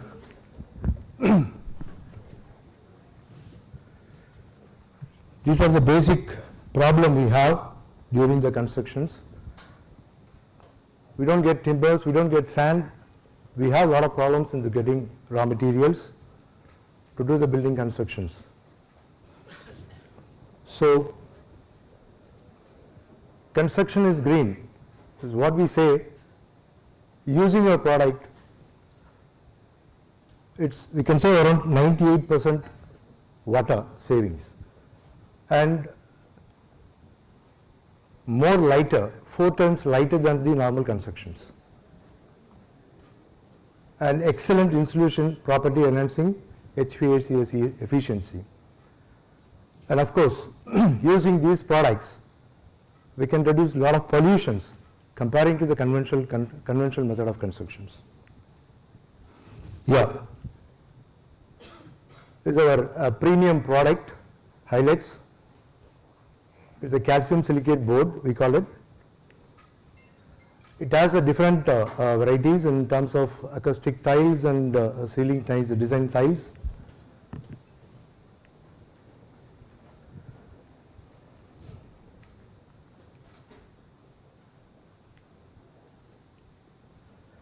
What is the major in this product actually? See, we have 4-hour fire-rated systems and 2-hour fire-rated systems, mainly being used for the industrial projects and many of the institution projects and many of the major projects. In terms of using the conventional method, they prefer go with the 4-hour fire-rated partition system and as well as the 2-hour fire-rated partition systems. And water resistance, these are the major, we face the problem in the construction industry. When you use the product, will it be water resistant? Yes. Even if you soak a product into to the water in 24 hours, it won't break. It will absorb water, and this will get dried off after sometimes. And again, one more threat: will this product, termite issues will occur? And no, we say is a zero termite issues. And then the next, fungus. During the process of dampness or any kind of water into this product, is there any fungus? This will never allow microbiological growth into the product. And this is the best sound installations which we have tested across the national laboratories.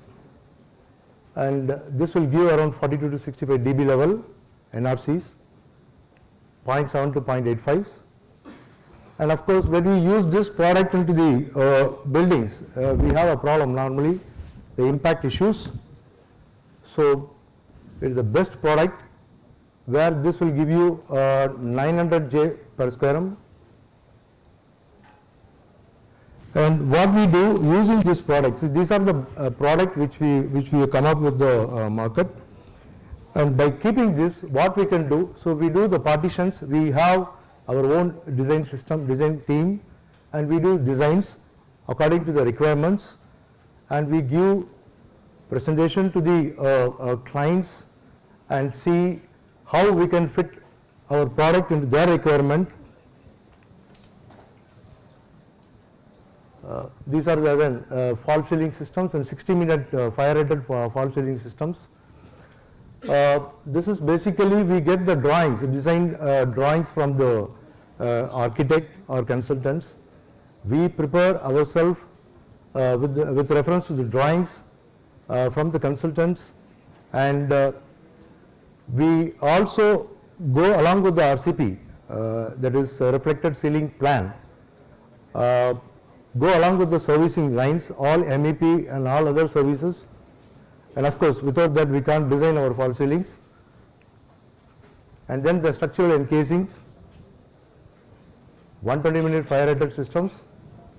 And we also come up with a new product which is high density board, fiber cement boards, which is can be used externally for the buildings in terms of cladding, in terms of external wall partition also. Is basically high density superior strength of exterior product, which presently picking up in the market. As I said earlier, this product also has some fire resistant and wind resistant, water resistance, and then low thermal and sound resistant, eco-friendly. Another product we are coming up with some designer board which can be used externally and can be used for the cladding and elevation purpose. And these are the other designer tiles which we are coming up with that in the market. Where we can use our product into the building, and this is a design which we made, and we can use it outer and internal fall ceiling, even in the compound wall, even in the gates. So we have described where we can use our product into the different applications in the buildings. Of course, we are also coming up with the product like ILEX XFR, highly fire-rated partition boards. These are the ILEX XFR applications. And one more product we are coming up with presently market like ultra lightweight ceiling light. It is a HiLex light material. Again, this is the same thing, like different pattern we are coming up with the design with NRC levels, and this also has a fire resistant and sound insulations, thermal low thermal conductivity, and it's a basically lightweight project. This is a technical specification of the product.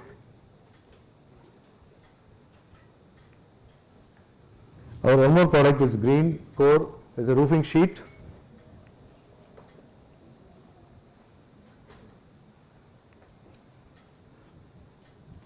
Yeah, what we do using this product in the smart build, what we do in smart build using this product. So we do projects in terms of taking up the entire work and do this,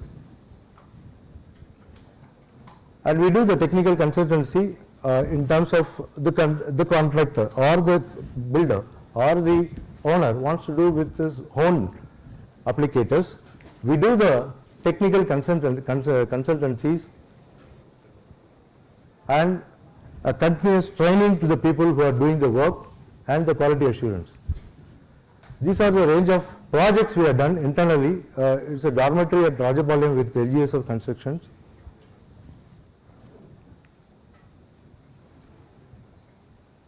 another project in IIT Hyderabad, where they have done the partition walls as well as the ceiling, fall ceilings.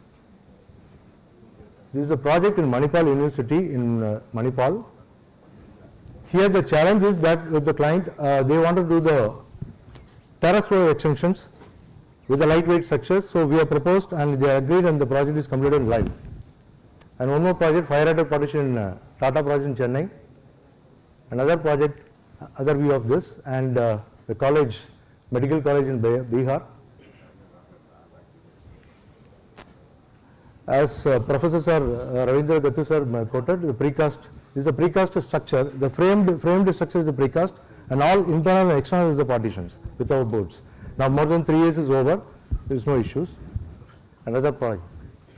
These are the 5 certifications we obtained it, and some of the product quality certifications we obtained, and green certified, our product is a green certified, and it has been tested in national wise. And our product has been already mentioned in the various government officials. And we are also into the cements and, as Anil sir told, and textiles and other products. We are mainly exporting 50 to 52 countries of product across. These are our clients. Thank you.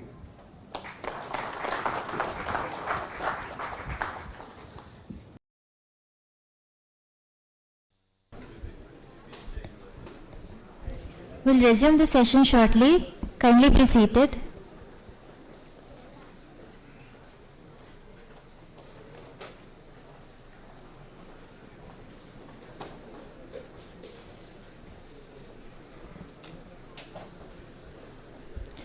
Welcome back, everyone. We now continue with the next set of expert talks. I invite our plenary chair, Professor Novak, to take the lead and guide us through the upcoming presentations.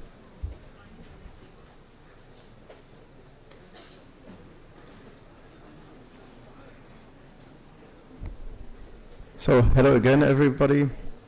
For me, it's a real pleasure to introduce my colleague 𝗘𝗏𝗃𝗏 to his plenary talk. And maybe you don't know it, but I was several years heavily involved with temperature, but thermal actions induced by climate. And that means your fire is here, and my thermal actions were there. So it's a totally different issue, but very interesting. And in your title, which is titled Development of Ultra-High Performance Concrete for Fire-Resistant Applications, this is really a challenge because there are two opposite issues which have to be matched. But before you start with your presentation, I just would like to say a few words about his position. He is professor at the Michigan State University in the US, and I would say he is a real big authority and an expert in fire resistance design of concrete structures, I think mainly. And I don't know whether you know 𝗘𝗏𝗃𝗃 from NTU. Yes, he's also a very good colleague, a well-known colleague of mine, and he is also very good. So I think you both are matching very good together. And he did a lot of significant work publications with regard to fire resistance. So please come onto the stage and give your presentation. And 5 minutes before the presentation stops, then I make this, and then 2 minutes this, and then this. If I look at you right, then yes. Make me a place. Yep. Please do. Oh, thank you. Yeah. It can go on my tie.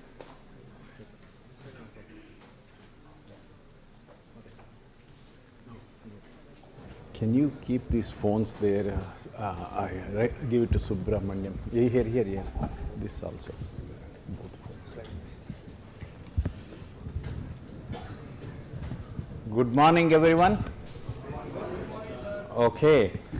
First of all, it's a great pleasure and honor to be part of this, esteemed conference, right?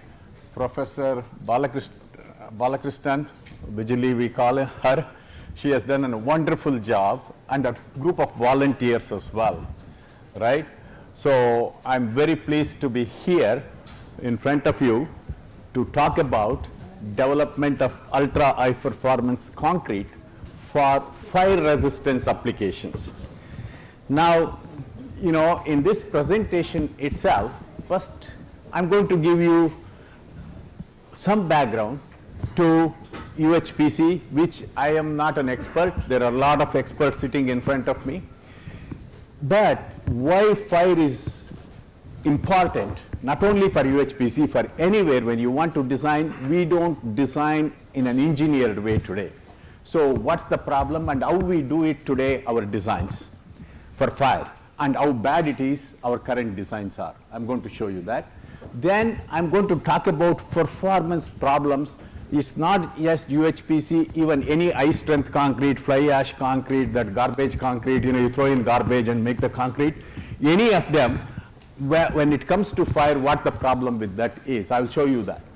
Then some of our recent studies, including some of the innovative strategies, simple strategies you can incorporate to overcome this problem. You can engineer it. Codes doesn't say that today. Hopefully tomorrow they will say that, right? And design recommendations. Now, emerging trend, as you all know, in the construction sector is sustainability, performance, including durability, and cost. And more importantly, carbon emissions is another major thing in some countries around the world.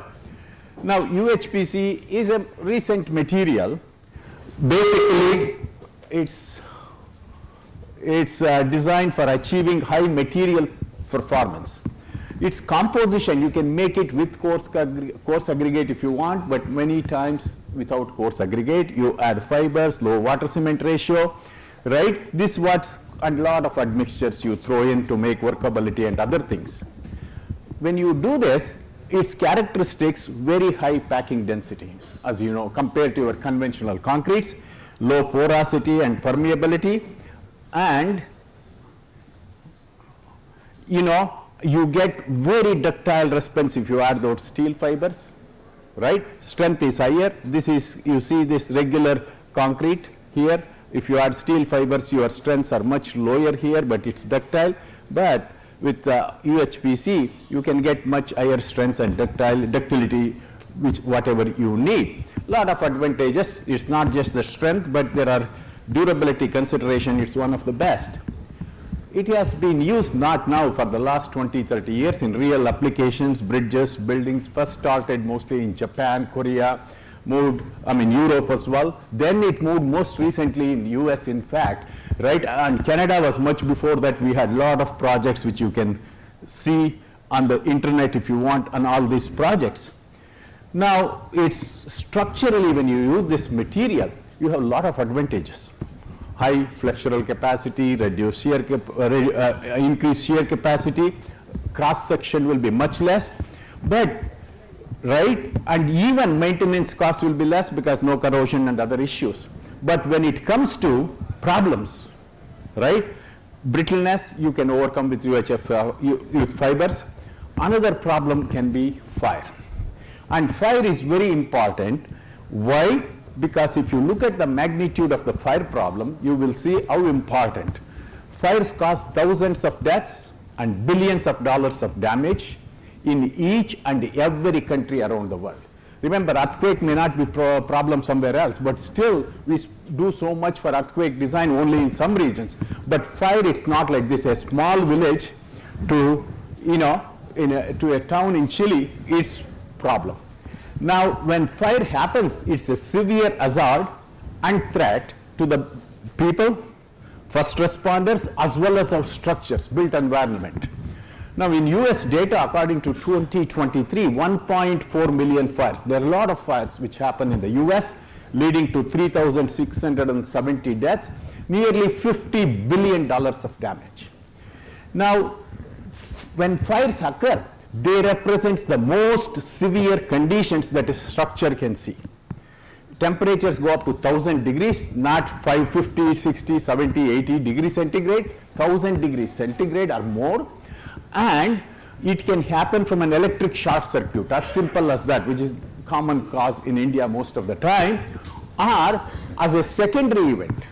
After most earthquakes you have followed by the fire, like Kobe earthquake, for example, New Zealand, and Chile earthquake. These are some of the recent earthquakes. It's followed by the fire, or a blast leads to the fire, an impact, a truck hits a bridge. Impact is nothing. That bridge is designed for that piers and abutments for impact, but you never design for the fire. Including in 9/11, as you can see that 40 buildings collapsed or damaged, not just 2 towers. 9 buildings collapsed. These are 30, 40, 70-story buildings. Much of the damage is because of the fire, right? But what was the primary loading? Impact. The towers were designed to impact loading, but not for the fire which followed it, right? So fire is a significant effect. Now, we put in, it's impossible to prevent all fires. So we put in a lot of measures. Building codes require you to put all these measures, including sprinklers, heat detectors. Look at the sprinklers there, heat detectors, smoke detectors, exit paths, staircases for people to get out, firefighting to happen, firefighters to come and fight the fire. And the last one, in fact, which is much more important in Indian conditions, is structural fire safety.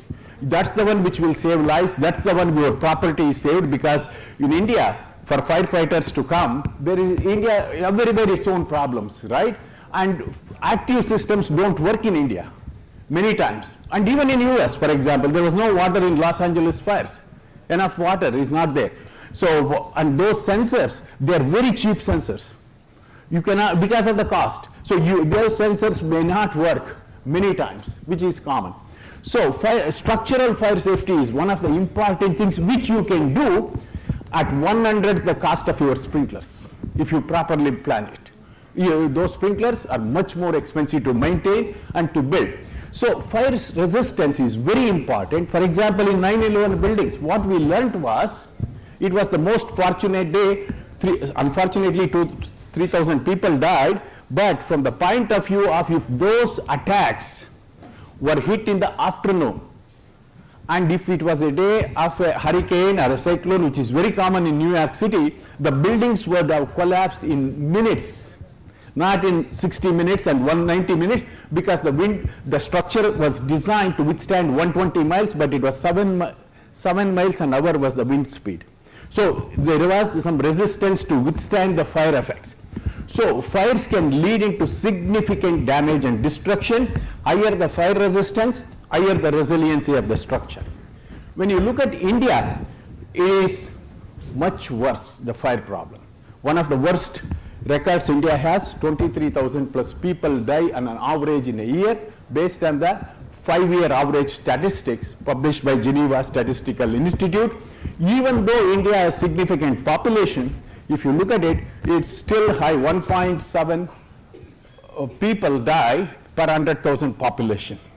Now, it's not just statistics, it's really happening. If you see that in Los Angeles wildfires, this is an eye-opener for US. In fact, immediately NSF opened up big fire grants because of that. So far they were resisting funding fire, right? Because they realized, the government realized that damage is too much. 12,000 houses were incinerated, or structures, for example, in that region, right? And then same thing happened a year before in Hawaii wildfires, right? So it keeps on going. These wildfires are a new phenomena, and you can see that it is not, okay, let me first talk about India. India as well, number of fires are happening. In almost a weekly, you have a major fire happening. Yesterday or day before, Delhi, a chemical factory, I think it was on the news. Now, Hyderabad, for example, the Charminar fire, very significant number of people died, 17 dead. Just before that, Calcutta, the hotel fire. And in some parts of India, like we are trying to do some project, where is professor from IIT Bhubaneswar. So we are trying to do a project. Oh, okay. So in this, hospital fires are becoming very predominant in India a number of times, right? So so these fire problems, depending on the region, it's lot of societal conditions as well, or societal levels. It causes lot of things. Okay. Now, when it comes to buildings, I showed you. You can argue that UHPC most of the time is used in bridges and stuff. recently bridge fires are becoming much more common in the US, unfortunately. And you see number of bridge fires. These are, I'm talking about most critical bridges or most critical highways. For example, for those of you who were in the US, the bridge I-95, there were 2 times in the same highway, it has to be closed down for weeks, just like Delhi, Kolkata, or Delhi, Bombay. Within months, we had another major fire on I-10, which I am going to show you here, right? This is outside of Los Angeles. And how the bridge fires happen, either an oil tanker hits the abutment or a pier. You design so much detailing, you put that for structural design, for earthquake, for wind, for blast, and some universities now teaching how to design for meteors hitting the earth, and somewhere else tsunamis, but we forget about this 4-letter word called fire completely, and we don't even treat it as an hazard.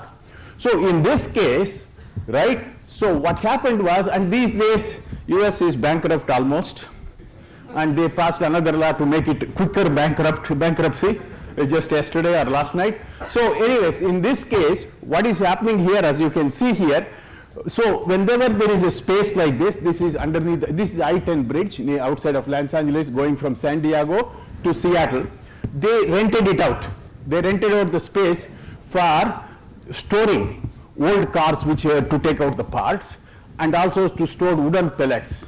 We have Home Depot and stuff. They rented space so that, and a homeless person comes in, just it costs 2 cents. He lights, I don't know, then after that they called him mentally disturbed or something. So they just put in a matchbox, he opens it up, and by the time the fire department comes in, look, can you see the spalling in the column? I will just later quickly show you, whole about 80 columns, and the spans were completely destroyed within no time. Fires cannot be fought. Remember, this is the problem with the new concrete, which I am going to show. Even the firefighters are afraid of touching your new concretes when you don't make solutions. So the bridge, the highway had to be closed. It's just before, 1 day before Thanksgiving. For us, Thanksgiving is just like your Diwali, where everyone travels. So it becomes a major issue from, from the point of your transportation. So what do we do currently? We do a lot of things currently. It's not that we don't do.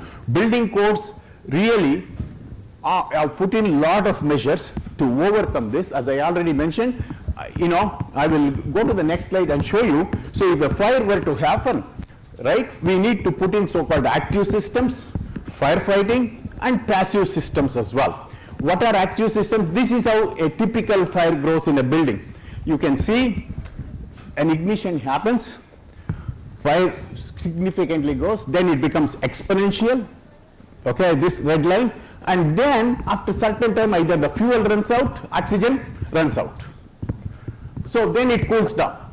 So first of all, we design for this fire, the green line. All building codes design for certain kind of a time temperature curve which can happen in this building, which was applicable in 1990.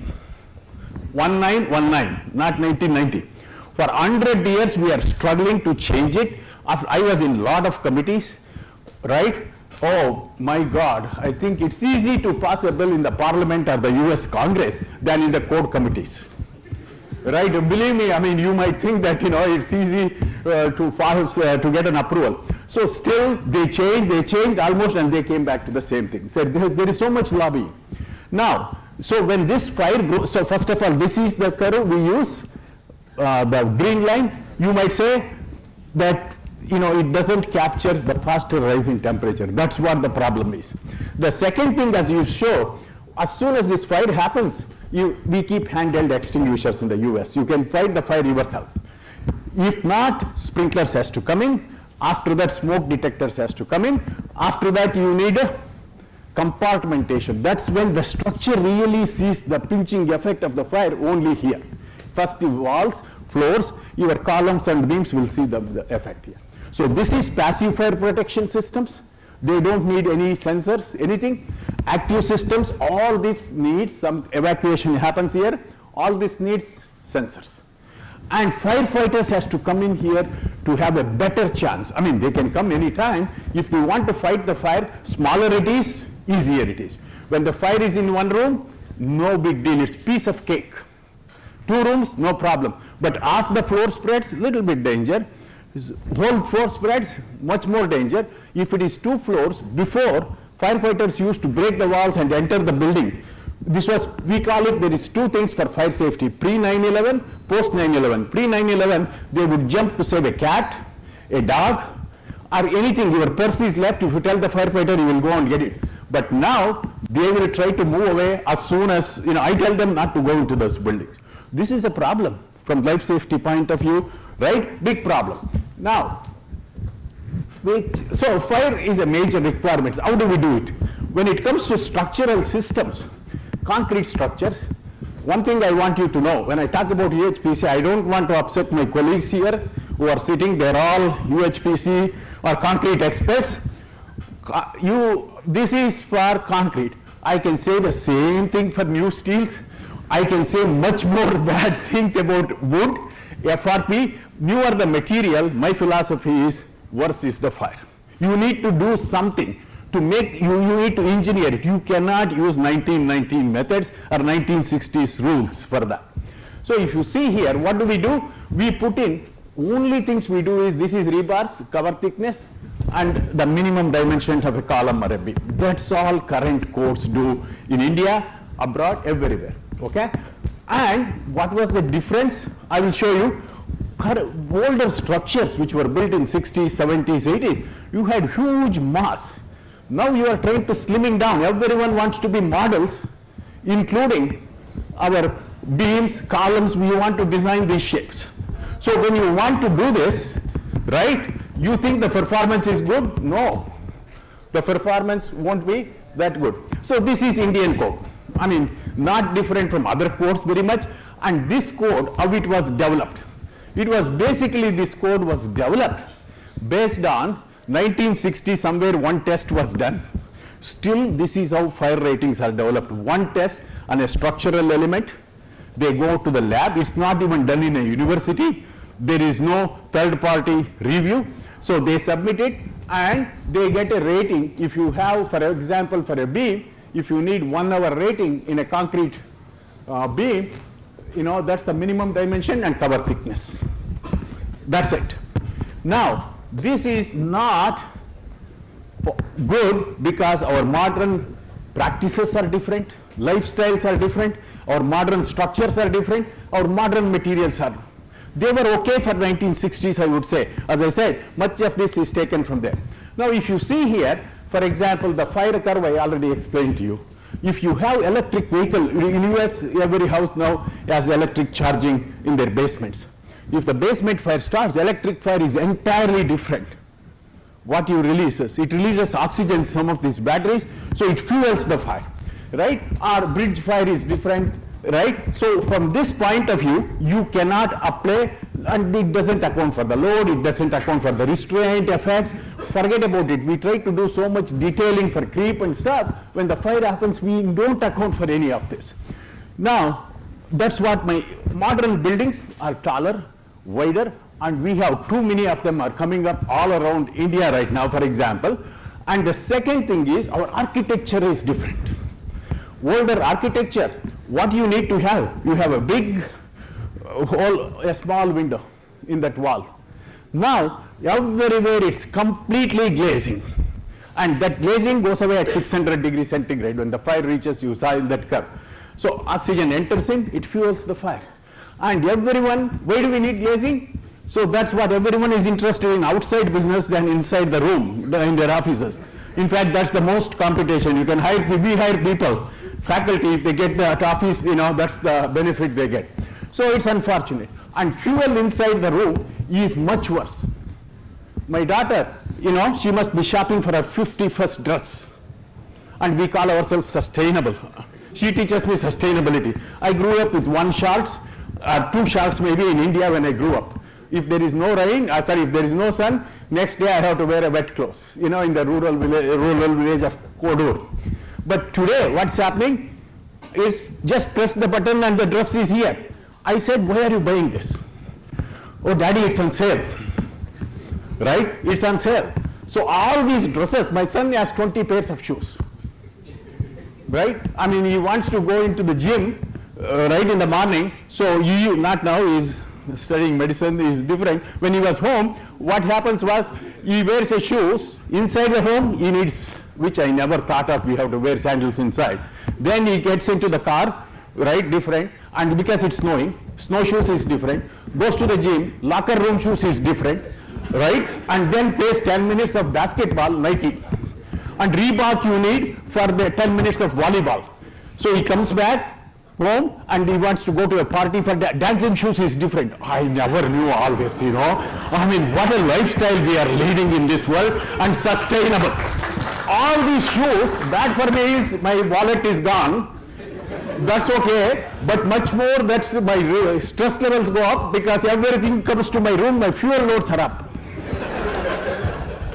Okay, so anyways, modern structures, that's why it's very bad. So these modern materials, whatever we use for these sofas, these chairs, full of plastics, full of, it releases carbon monoxide in fractions of a second as opposed to older wood, right? Remember, wood is much better than steel, for example, from the fire safety point of view, if you don't know.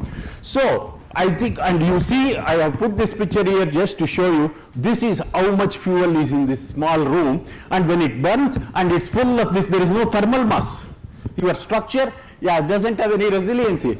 And this is just, if it works, I will show you this video, the cladding these days, we put in lot of cladding, we put in outside, biggest problem, lot of fires spread vertically very quickly, which we didn't know. It's always, we thought, fire and gravity, okay. Can you see how fast, this was not happening before. This is a building in Turkey, where nice condos which were built, fires rise rapidly. This happened last week in Dubai as well, last week or 2 weeks ago, a major fire in Dubai. So they are changing all, because we are using a lot of this aluminum cladding composites, which was not used for architecture, right? Not for this. These days it's all, how slim you are, how nicely you are looking, then internally not much strength. You know what I mean? So this is unfortunate. Now see, the fires, electric car fire will produce this. This is most recent work, electric vehicles. Whereas your standard for you, this rapid rise in temperature, remember, watch this, are the bridge fire. That damage is already done, though I think is there. Now, so our structural shapes. Look at this, we are slimming down, as I said. You all know that. With UHPC, your structural shape hardly has any thermal mass. Then, when it comes to materials, we have significant levels of R&D is happening. New materials, steel, concrete, wood. I already told you why we are using. Two problems. One is faster degradation of strength with temperature. You can see in those curves, percentage of strength versus temperature. Higher the temperature, you see that normal strength versus high strength versus UHPC. Just focus on that, okay? And we established that recently, and thermal mass is less, you know that. And these concretes have always water. I mean, maybe it's reduced amount water. What happens? A conventional column, normal strength concrete column, can you see here? After 3 hours, nothing happens. High strength concrete, I almost call it UHPC, it's 140 megapascals, doesn't have steel fibers or anything. 140 megapascals concrete, tests were done for Portland Cement Association. So water becomes steam. Here your permeability is 10 to the power of minus 16. It's about 10 to the power of minus 18 or even up to 19. It's hard to measure but those times. So water, that steam converts itself into pressure, stress, tensile stress. In fact, if you increase the compressive strength but not tensile strength very much, when the stress, tensile stress exceeds tensile strength, which is dropping with temperature, boom, boom, boom, popcorn, right? So that's what happens. Now, and it comes out as bullet. That's UHPC beams, you can see on the top, okay? Conventional normal strength of 3 hours, after about 76 minutes, UHPC, okay? So now, what research can be done? Due to lack of time, I will quickly go through a few slides. Now, we have done a lot of work. For the last 30 years, always my work has been on fire, right? So we tested a lot of beams, columns, slabs, walls, you name it, steel, concrete, any composite, wood, FRP.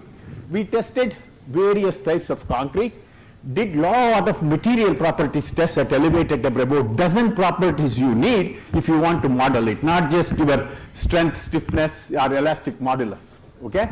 Tensile strength is very important, which we neglect if you want to have a better fire resistance, tensile strength of concrete. Then we develop some guidelines, models and guidelines. So these are some of the mixes. I don't want to go through this. I work with Professor Surushian, some of you might know, to develop this UHPC mix. Okay, so these are different beams done for Air Force in the United States as part of an Air Force project, and we develop thermal properties. This is how thermal conductivity changes with temperature. So this is UHPC, this is high strength concrete, this is normal strength concrete. So it's not much, but thermal conductivity of UHPC, if you add steel and polypropylene fibers, you can modify that to some extent, but very much similar thermal properties, you can say, slightly worse in UHPC or higher thermal conductivity, similarly specific key. When it comes to compression stress strain curves, you can see this at room temperature, 200 degrees, 400, 600, 800, 1000 degrees centigrade, but the rate of heating is different. So especially, that's why when it comes to guidelines, if you are using UHPC in an office building, it's okay.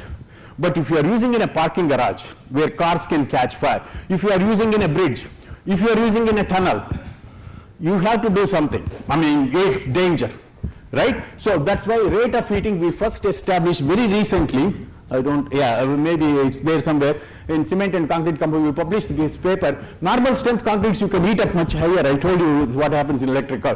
UHPC and stuff, materials, rate of heating. Many people don't even look at it. That standards don't account for that. So this is tensile strengths as a function of temperature similarly. So we established, and that's the comparison for normal strength concrete, high strength concrete, and UHPC here, high strength here, normal strength here. Okay, so these relations are very important.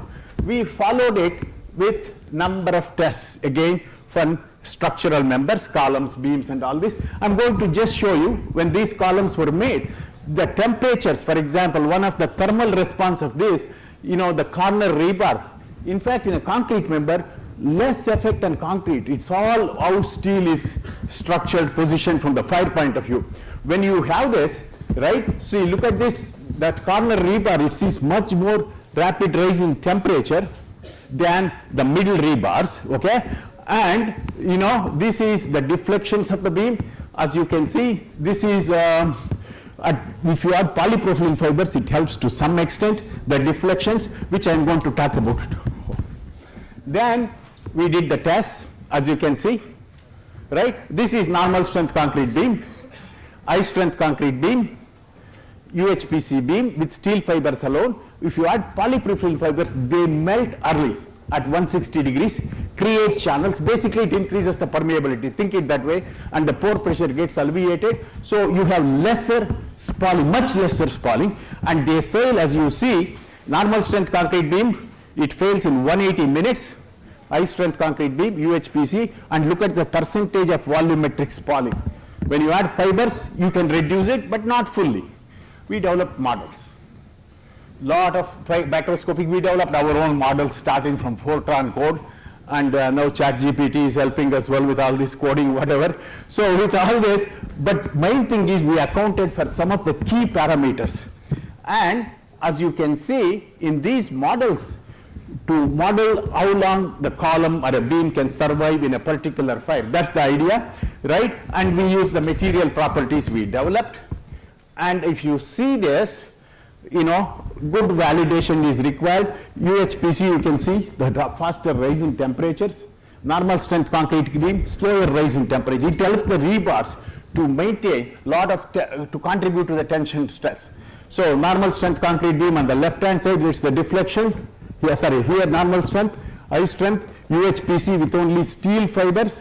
But if you add it's the opposite. UHPC with steel fibers, if you add polypropylene fibers, you can increase the fire resistance. Okay? So basically, then we varied lot of factors, which is very important. It's not just the cover thickness and the size as the codes say. So you can quickly glance through this. Basically, I already explained to you, conventional concrete 48 megapascals, high strength concrete, okay, how long it takes for it to fail, right? And how much spalling happens. If you add polypropylene fibers, you can reduce, increase, you can, normal strength concrete beam, it's opposite, yeah, very less spalling, more, right? So the extent of spalling.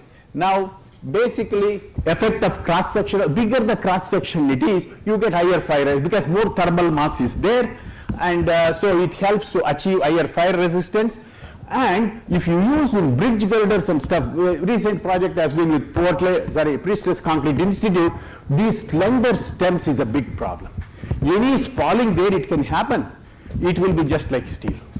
Okay, when it spalls off in that one, it does. In columns, if it happens, you tend to get biaxial bending.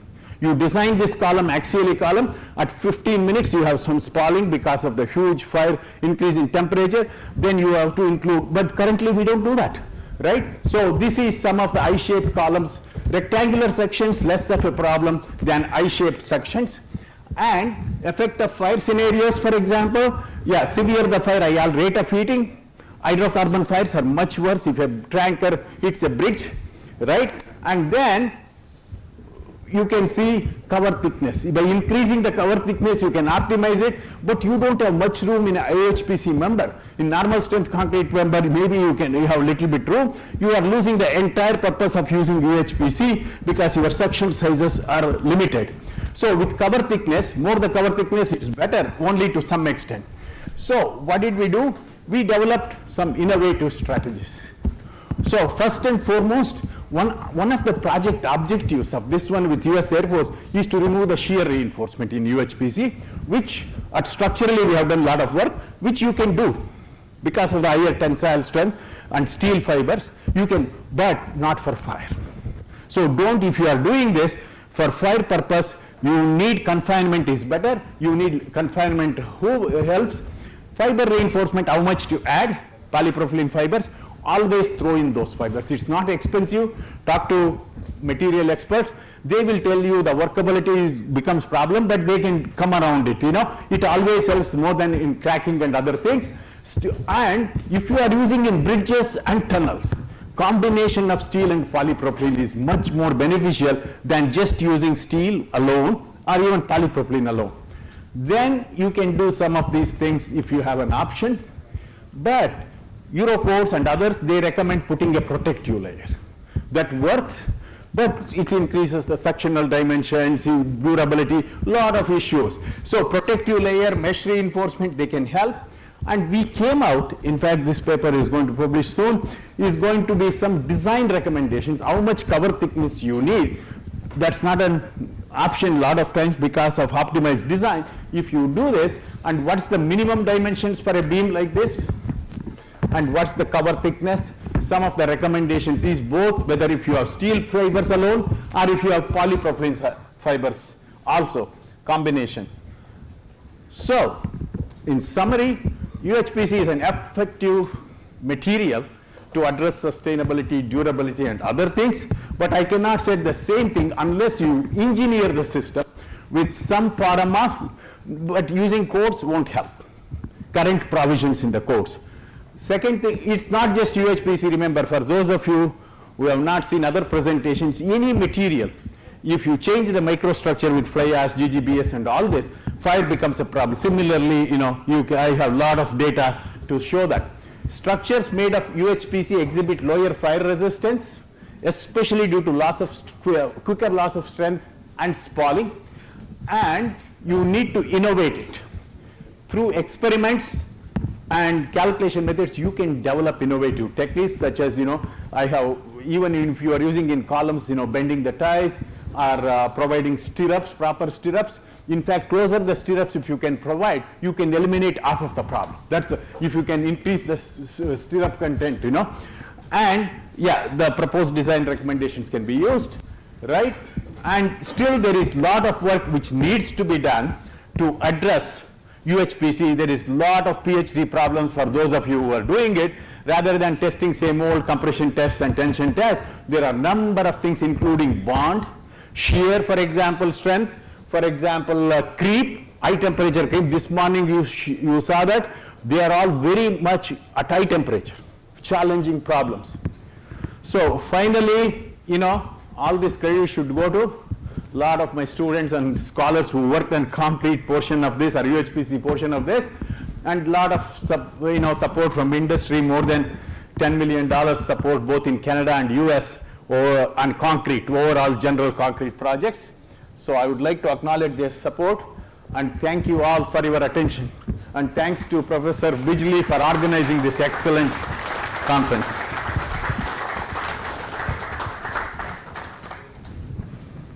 Thank you, Venkatesh, for your amazing talk. It was very, very impressive. And I think you have seen he also burns for his profession. So I make a living out of fires. His area of expertise says it all, I think. So now we have a couple of minutes for questions.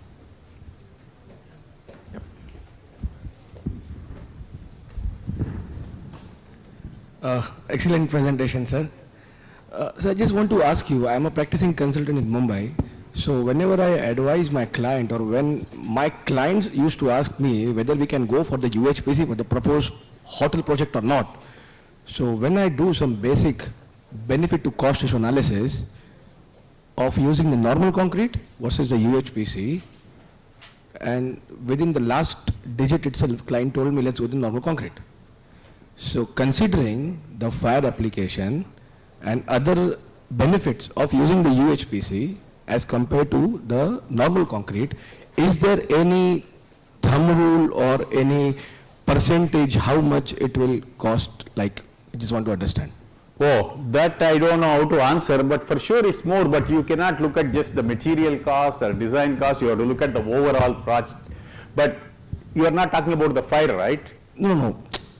By understanding the benefits of the UHPC, yeah. But to start with the initial investment for any project. Yeah. You know, it's been very difficult to make understand to clients to use this for the construction. Yeah.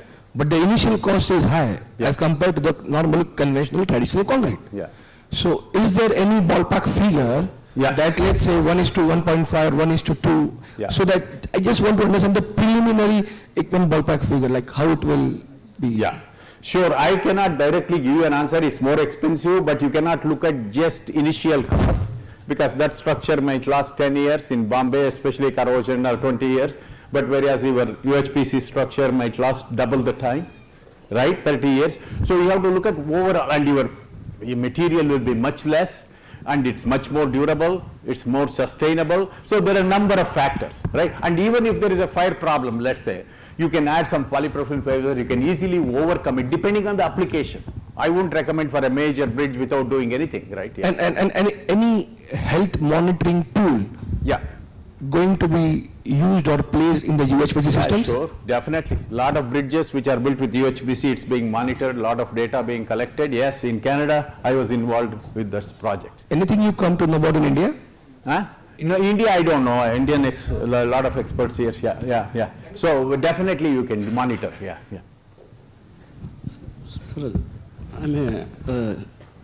sir, you are like James Cameron, like a big shot Hollywood director. and James Cameron has come up with a movie. Is coming up with a movie called Fire and Ash. In next December it will come. So we are all waiting. So when you have that much funding, we are like independent filmmakers, and if you want to quote a budget to a funding agency, they will ask you $5,000. I tested 100 columns, so you can, 100 beams over my life. Luckily, thanks to my supporters, National Research Council over funding, and sir, in Canada especially, much more than even in the US, and industry also in the US, I should be thankful. India, for example, that is being addressed 10 years ago, 15 years ago, there was very less interest in India in fire safety and stuff. I am involved with some university, IIT Bombay, now they want to set up something. IISc Bangalore, over the last 7 years, I work with them. There is a facility coming up. If you want, I can introduce IIT Delhi has some facilities, IIT Bhubaneswar want to set up, IIT Hyderabad has facilities. So as far as I know, and CBRI, more than anything else, I'm involved with them, right? There is number of places where you can test. CBRI, for example, can address some of the industry needs because they directly test under the code, standard fires and stuff. So there is things happening. Yeah, fire tests are very expensive. And now added to that, you have these modeling approaches. We can use it and use the data from China, US, validate it and apply it. So there's one final question. No, it's two questions. Okay, two questions. Yeah, what is that contributing for low fire performance in UHPC? What is that parameter? Yeah. So it's in simple terms, you are closing down all those pores. Remember, UHPC has less voids, so permeability is less. That's the problem in simple terms. One of the spalling, that's why pressure gets accumulated, converts into stress, just like your steam engine, right? The steam engine can pull 1 mile long train. So similarly here, when the pressure exceeds, they escape like bullets, all the outside, keeps on going. Okay? And the second thing is, because of the microstructure is changed, the bond between concrete, steel, aggregate, whatever finer or whatever you have, your strength reduces faster than your 1980s concrete, right? All this is a problem. Okay.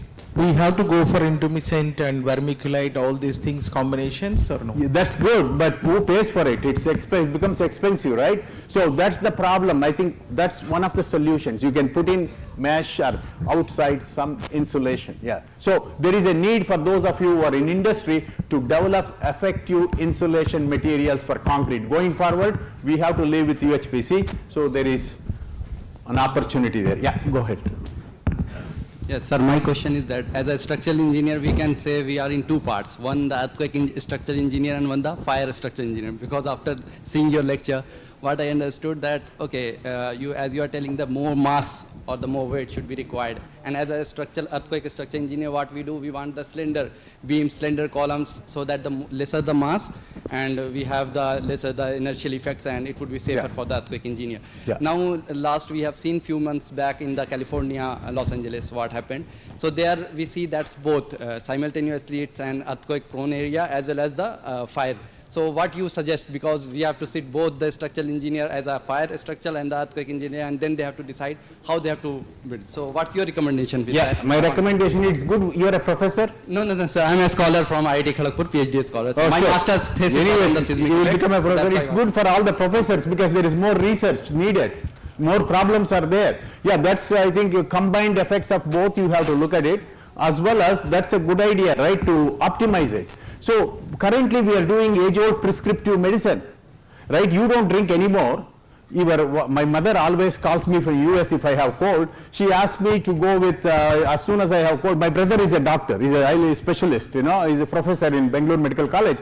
So he tells me to take antibiotics. My mother says, don't listen to him. Just take some turmeric and then put, whatever, ginger or whatever. She keeps advising me all the time, and I have to take her advice because she's an elder, she has more experience. So similarly, that's prescriptive approach. But performance is, my brother targets 650 milligrams from antibiotics, right? It will go, average case goes for 1,200. So it is engineered way of doing things. You need to engineer the system rather than, prescriptive approaches work, but not for modern practices, this thing. It won't work for us because I'm eating too much. Unlike my father's generation, I'm eating too much. So it may not work for me, for my genes, right? So there is, it is engineered systems. Okay, thank you very much. For me, the most important sentence of you was, there is more research needed. Because then we all will benefit from it. And you have to tell all the government and so on that more research is needed, because otherwise we will not be able to get our aim to reduce our carbon footprint and to be more sustainable. And Venkatesh, thanks again for your excellent talk, and I think we had a lot of fun, and now we know you should reduce the number of shoes to be more sustainable. Thank you.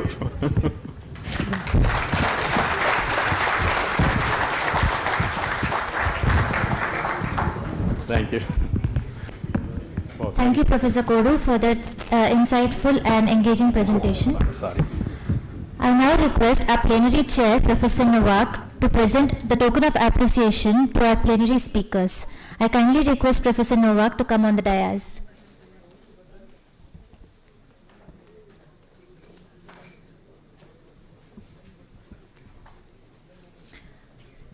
We have our first speaker, Professor Ranzi.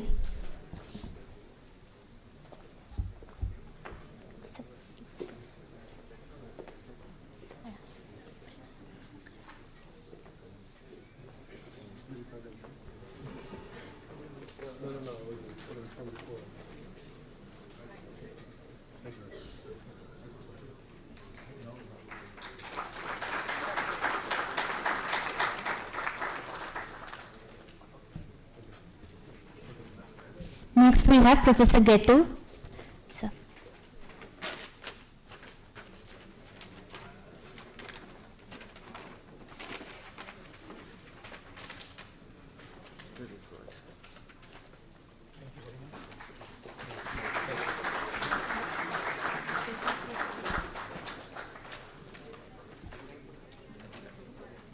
I request Professor Kodu to kindly come on stage.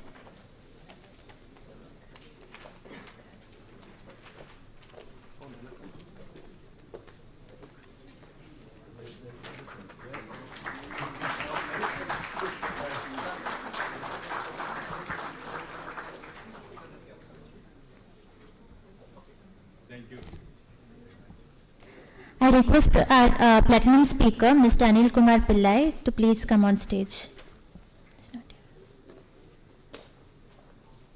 Mr. Janaki Raman. Okay.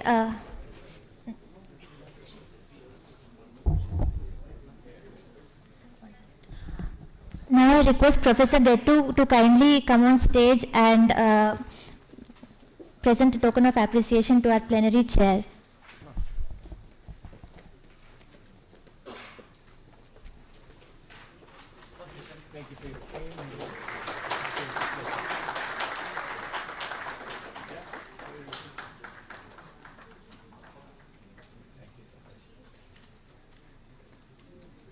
Thank you.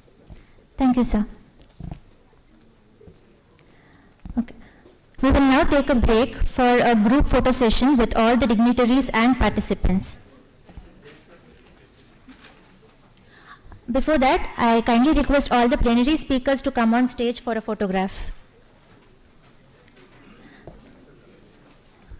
including the plenary chair. Professor Nowak, we request you to come.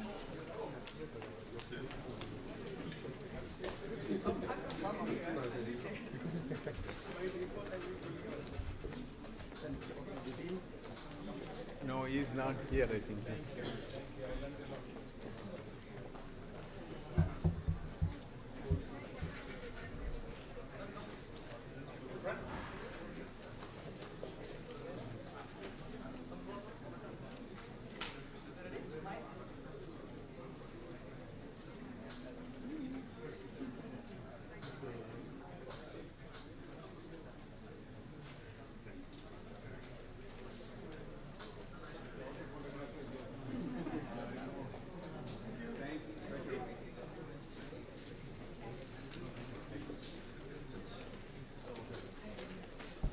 That's okay, no problem. We are doing good.